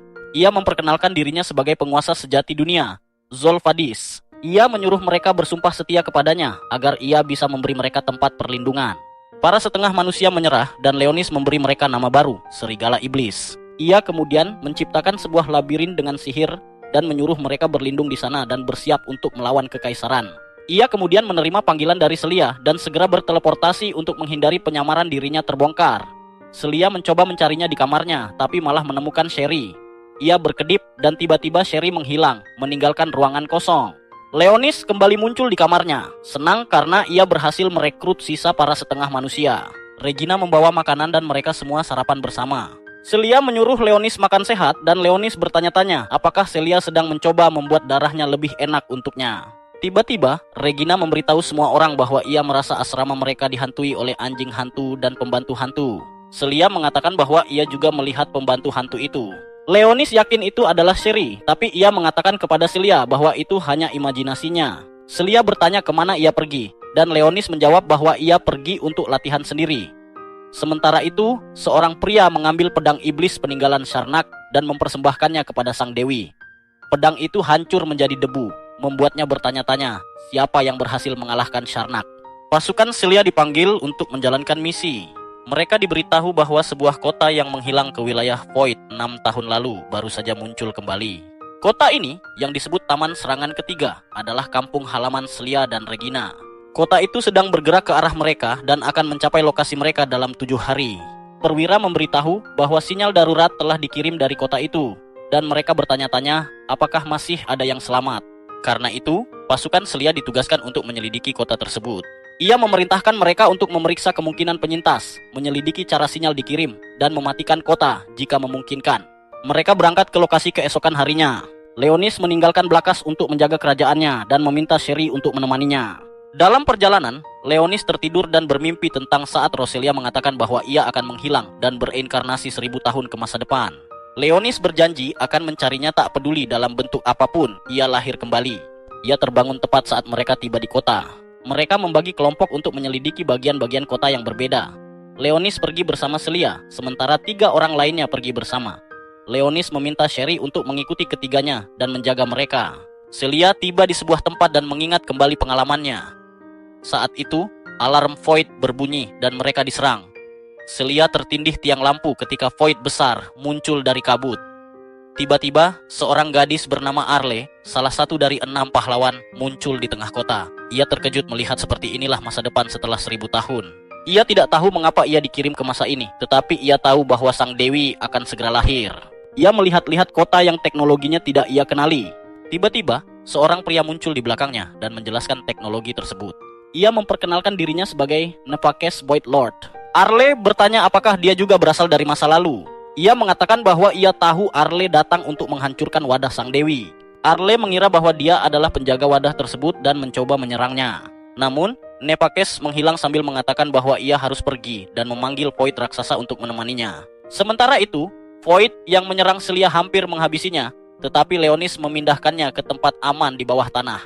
Ia melawan Void dengan sihir, namun Void itu bisa menahan sihir tingkat rendah. Meski begitu, Leonis memutuskan untuk serius dan menggunakan sihir tingkat 9 untuk menghancurkan Void itu.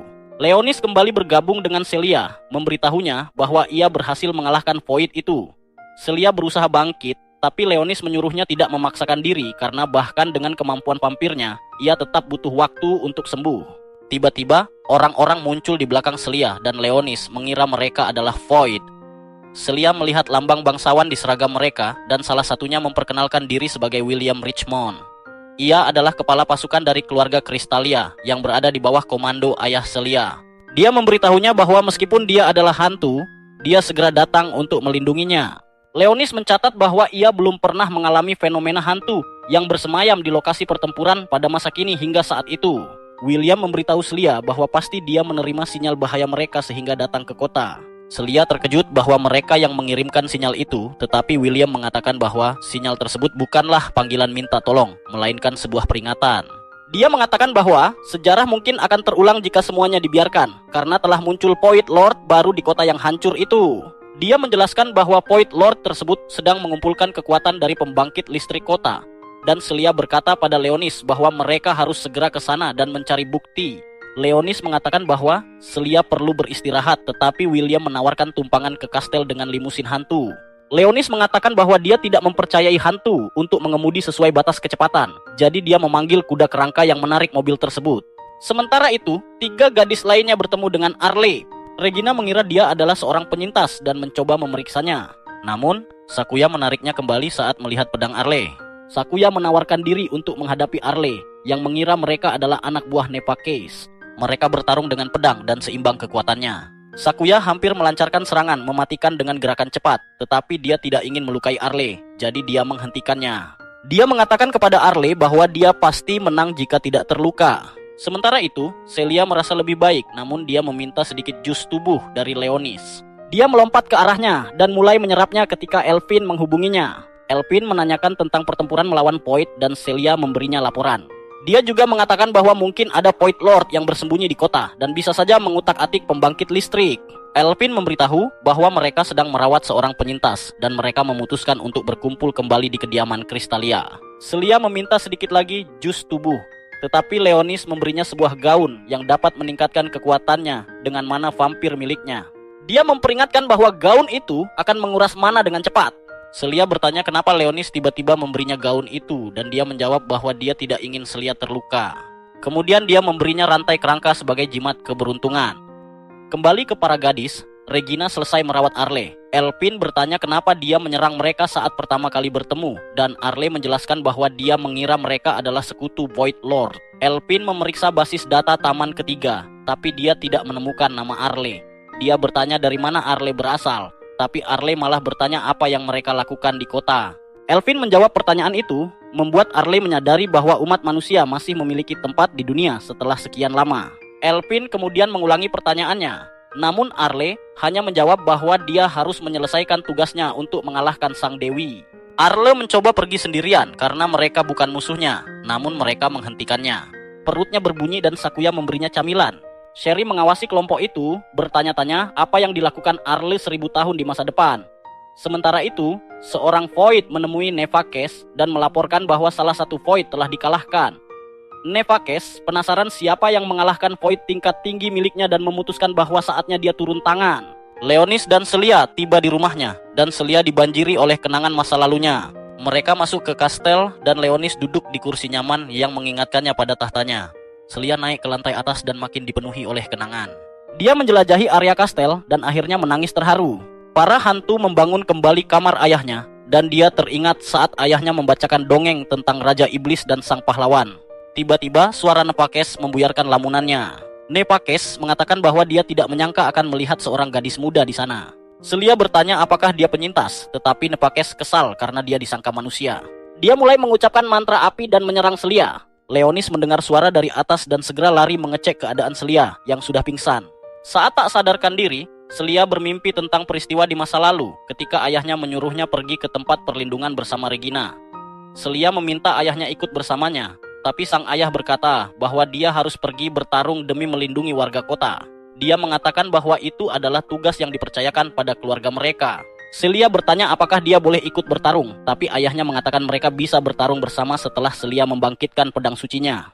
Ayahnya mengingatkannya akan cerita tentang Raja Iblis Jahat dan mengatakan bahwa dia percaya suatu hari nanti Raja Iblis Jahat akan muncul dan membantu mereka mengalahkan para Void. Celia terbangun dan mendapati 3 undead berdiri di hadapannya. Nevakes mengira bahwa sihir tingkat 3-nya bisa mengalahkan raksasa, tetapi ternyata terlalu berat bahkan untuk seorang manusia. Debu menghilang dan dia terkejut melihat para prajurit undead.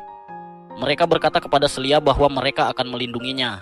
Nepakes meminta maaf karena mengira dia hanya manusia biasa, padahal dia bisa memanggil prajurit undead. Dia memutuskan untuk menguji kemampuan pertahanan Celia, tapi Leonis tiba-tiba muncul dan melemparkan bola api padanya, menjatuhkannya.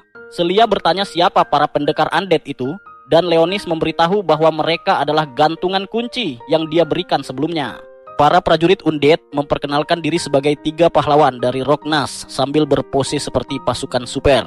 Mereka menyuruh Leonis untuk beristirahat karena mereka akan melindungi Celia. Nepakes bangkit kembali, mengatakan kepada Leonis bahwa dia pasti sudah kalah kalau hanya manusia biasa.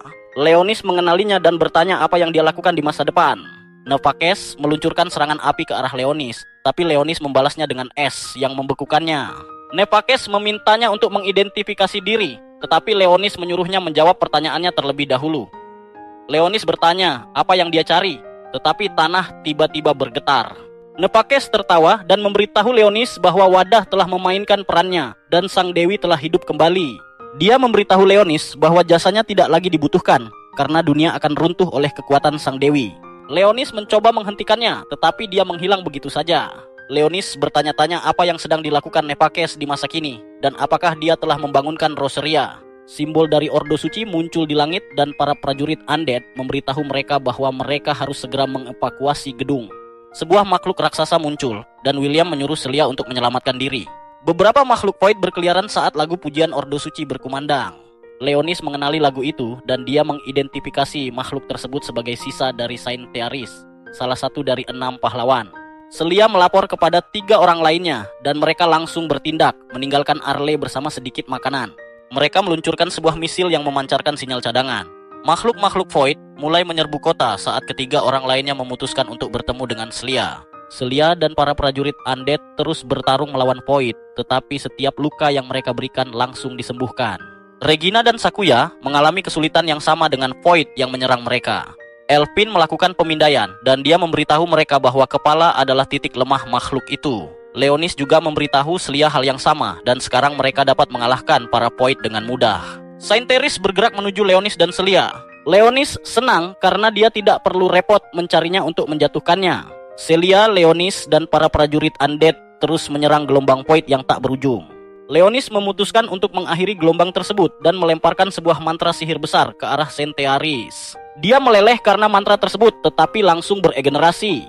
Leonis terkejut karena dia mampu bertahan dari mantra tingkat 10. Saint Thearis melemparkan mantra tingkat 11, dan Leonis membentuk penghalang pertahanan.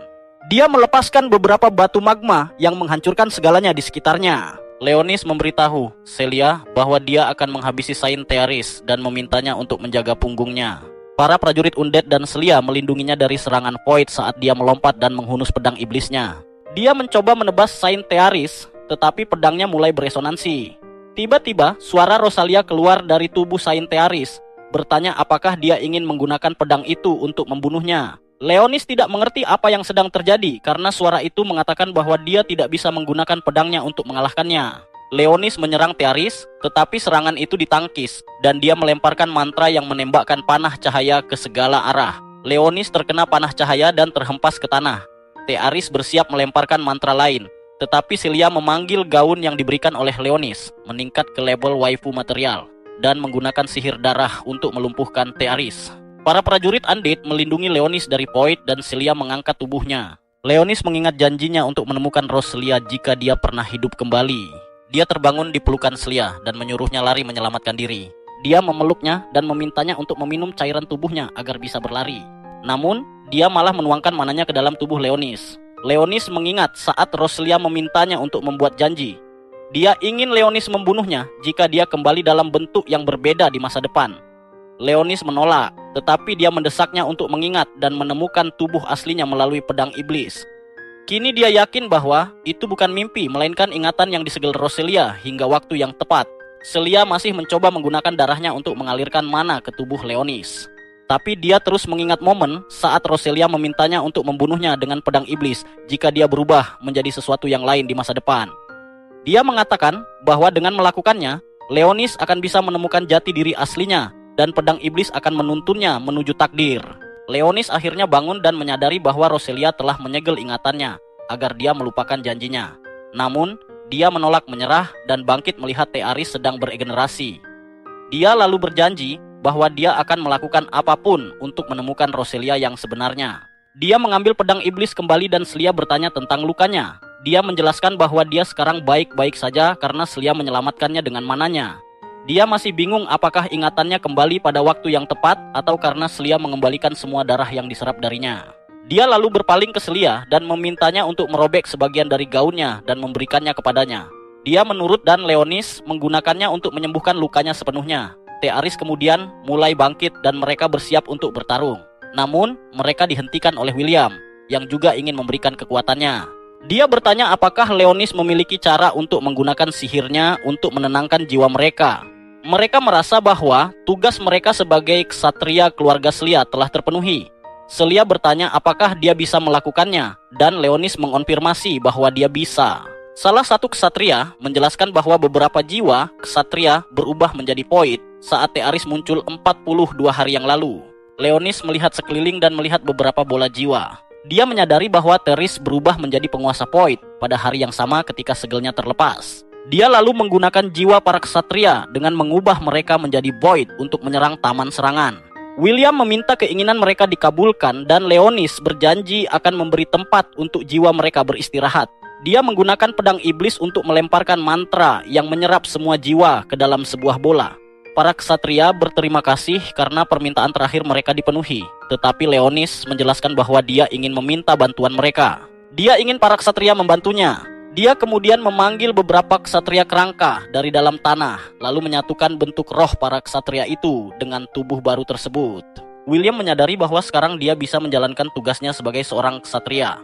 Leonis kemudian berbalik ke arah Celia dan menjelaskan bahwa dia masih belum memulihkan cukup kekuatan untuk mengalahkan Thearis. Itulah sebabnya Celia dan para ksatria harus mencari cara untuk membeli waktu untuknya. Apalagi karena Thearis akan memanggil beberapa void lainnya. Celia mengatakan padanya untuk menyerahkannya padanya, lalu mengangkat pedang sucinya. Dia kemudian menggunakan darahnya sendiri untuk menciptakan beberapa tombak bagi para ksatria. Setiap ksatria tengkorak mulai bersemangat untuk bertarung. Sementara itu, Elpin menyelesaikan persiapan dengan timnya untuk melawan Void Lord. Mereka bersiap untuk pergi dengan sepeda motor mereka, tapi Arle menghentikan mereka.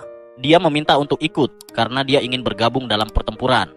Regina menyebutkan bahwa itu bodoh karena Arle masih terluka. Tiba-tiba, sebuah void mendekati Arle, tapi dia menghapusnya hanya dengan satu ayunan. Para gadis terkesan dan dia menjelaskan bahwa hanya dia yang cukup kuat untuk mengalahkan Void Lord. Dia kemudian mengklaim bahwa pedang sucinya diciptakan untuk menghancurkan monster-monster itu. Sakuya kemudian maju, menyatakan bahwa akan lebih mudah mengalahkan Void Lord dengan kekuatannya. Dia meminta Elpin agar mengizinkannya bergabung, dan jika terjadi sesuatu, Sakuya akan mencari cara untuk melindungi para gadis. Elpin menerima, dan mereka bersiap untuk berangkat. Kembali ke Celia, dia sedang bertarung melawan para void bersama para prajurit. Setiap dari mereka mampu menghadapi monster tersebut. Mereka berusaha memberi Leonis waktu sebanyak mungkin untuk memulihkan kekuatannya dengan menyerap jiwa-jiwa yang tersesat. Namun, Leonis merasa proses ini sangat lama. Sementara itu, para gadis mengendarai sepeda motor mereka menuju tempat Leonis dan Celia, tetapi mereka menyadari banyaknya jumlah void di sekeliling. Elpin mengatakan bahwa dia akan menggunakan kekuatannya untuk mengendarai motor Regina, sehingga para gadis bisa menyerang void yang terbang. Regina menerima perintah itu dan memanggil meriamnya untuk menembaki para monster. Salah satu void menargetkan Elpin, tapi Sakuya menebasnya menjadi dua. Celia kemudian memerintahkan para ksatria untuk maju sambil tetap menjaga formasi. Namun, dia tidak menyadari ada void yang menyerangnya dari belakang. Salah satu tengkorak mengalahkan void itu, sementara yang lain berhasil menangkap Celia. Dia menyadari bahwa dia tidak terluka, dan mereka menjelaskan bahwa itu karena dia memiliki kekuatan Ratu Vampir. Celia berpikir mungkin itu karena gaunnya, karena Leonis pernah menjelaskan bahwa itu akan membantunya mengendalikan kekuatannya. Dia terbang kembali ke udara untuk melanjutkan pertempuran, sambil menyebutkan bahwa dia harus melakukan segalanya untuk melindungi Leonis. Untuk alasan yang tidak jelas, para tengkorak juga mulai terbang dan mengalahkan beberapa void di udara. Saat itulah semua orang menyadari bahwa satu kerangka saja lebih kuat dari murid rata-rata. Celia kemudian menyadari sesuatu di punggungnya. Leonis sedang menyerap sejumlah besar jiwa, dan bola energi itu menjadi sangat besar. Void Lord menatap ke arahnya dan mulai menciptakan beberapa lingkaran sihir.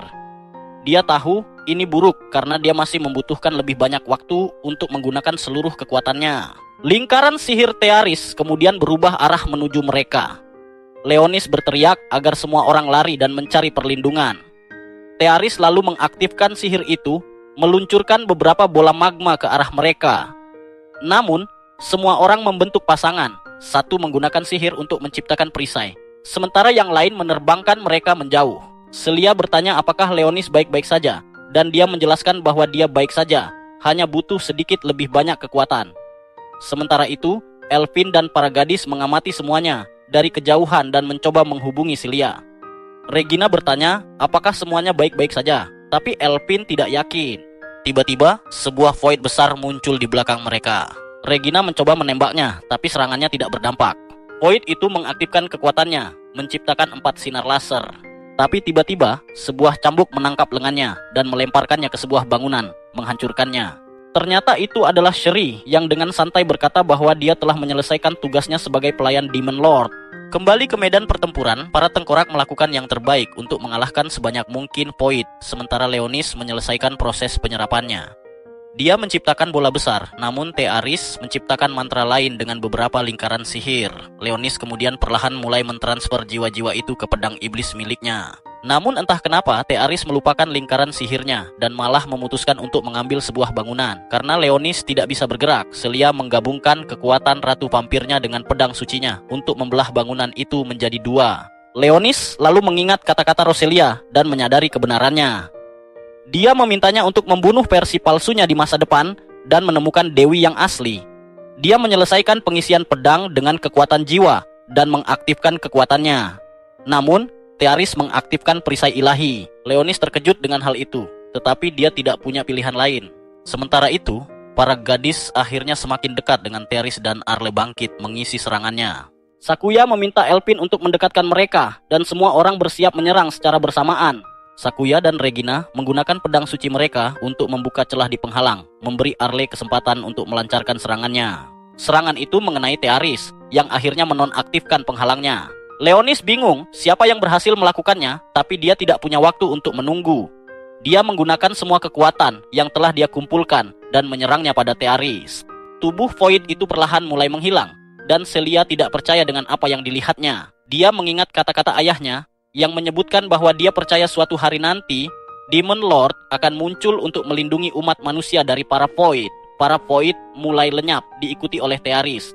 Kota penyerang pun berhenti bergerak, menandakan kemenangan mereka. Setelah pertempuran, jiwa-jiwa para ksatria meninggalkan tubuh-tubuh tengkorak mereka.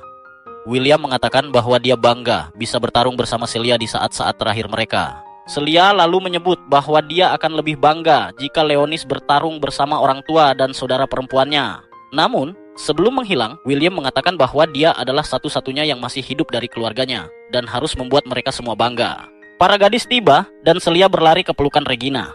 Kelompok itu senang melihat semua orang selamat dan Sakuya menjelaskan bahwa Arle membantu mereka menghancurkan penghalang suci. Beberapa helikopter datang dan Fenris senang bahwa Celia dan yang lainnya selamat. Mereka segera masuk ke dalam dan Leonis kini yakin bahwa Arle adalah orang yang menghancurkan penghalang tersebut. Namun, dia tidak mengerti bagaimana seorang pahlawan dari 1000 tahun yang lalu masih hidup. Celia bertanya mengapa dia terlihat begitu cemas, tapi dia menjawab bahwa dia baik-baik saja. Dia melihat sebuah buku di tangan Celia. Celia menjelaskan bahwa dia menemukannya di ruang kerja ayahnya, jadi dia memutuskan untuk membawanya sebagai kenang-kenangan. Namun, dia tidak bisa memahami bahasanya. Dia menyebut bahwa ayahnya bisa membacanya, dan buku itu membahas tentang Raja Iblis. Leonis terkejut dan Celia menjelaskan legenda tentang Raja Iblis, menyebutkan bahwa dia dulunya adalah seorang pahlawan. Reaksi Leonis hampir membongkar identitasnya, dan Celia bertanya mengapa dia bereaksi seperti itu. Namun, dia berhasil mengelak. Setelah kembali, Leonis memberitahu Blakas tentang Nepikes dan memintanya untuk menyelidikinya. Dia menjelaskan bahwa Nepikes adalah penyebab dari seluruh situasi dengan Thearis dan bahwa dia pasti tahu sesuatu tentang Roselia. Sherry juga mengungkapkan kekhawatirannya tentang Arle dan memperingatkan Leonis untuk berhati-hati. Itulah alur anime ini. Jangan lupa like, komen, dan subscribe channel ini. Sampai jumpa di video selanjutnya.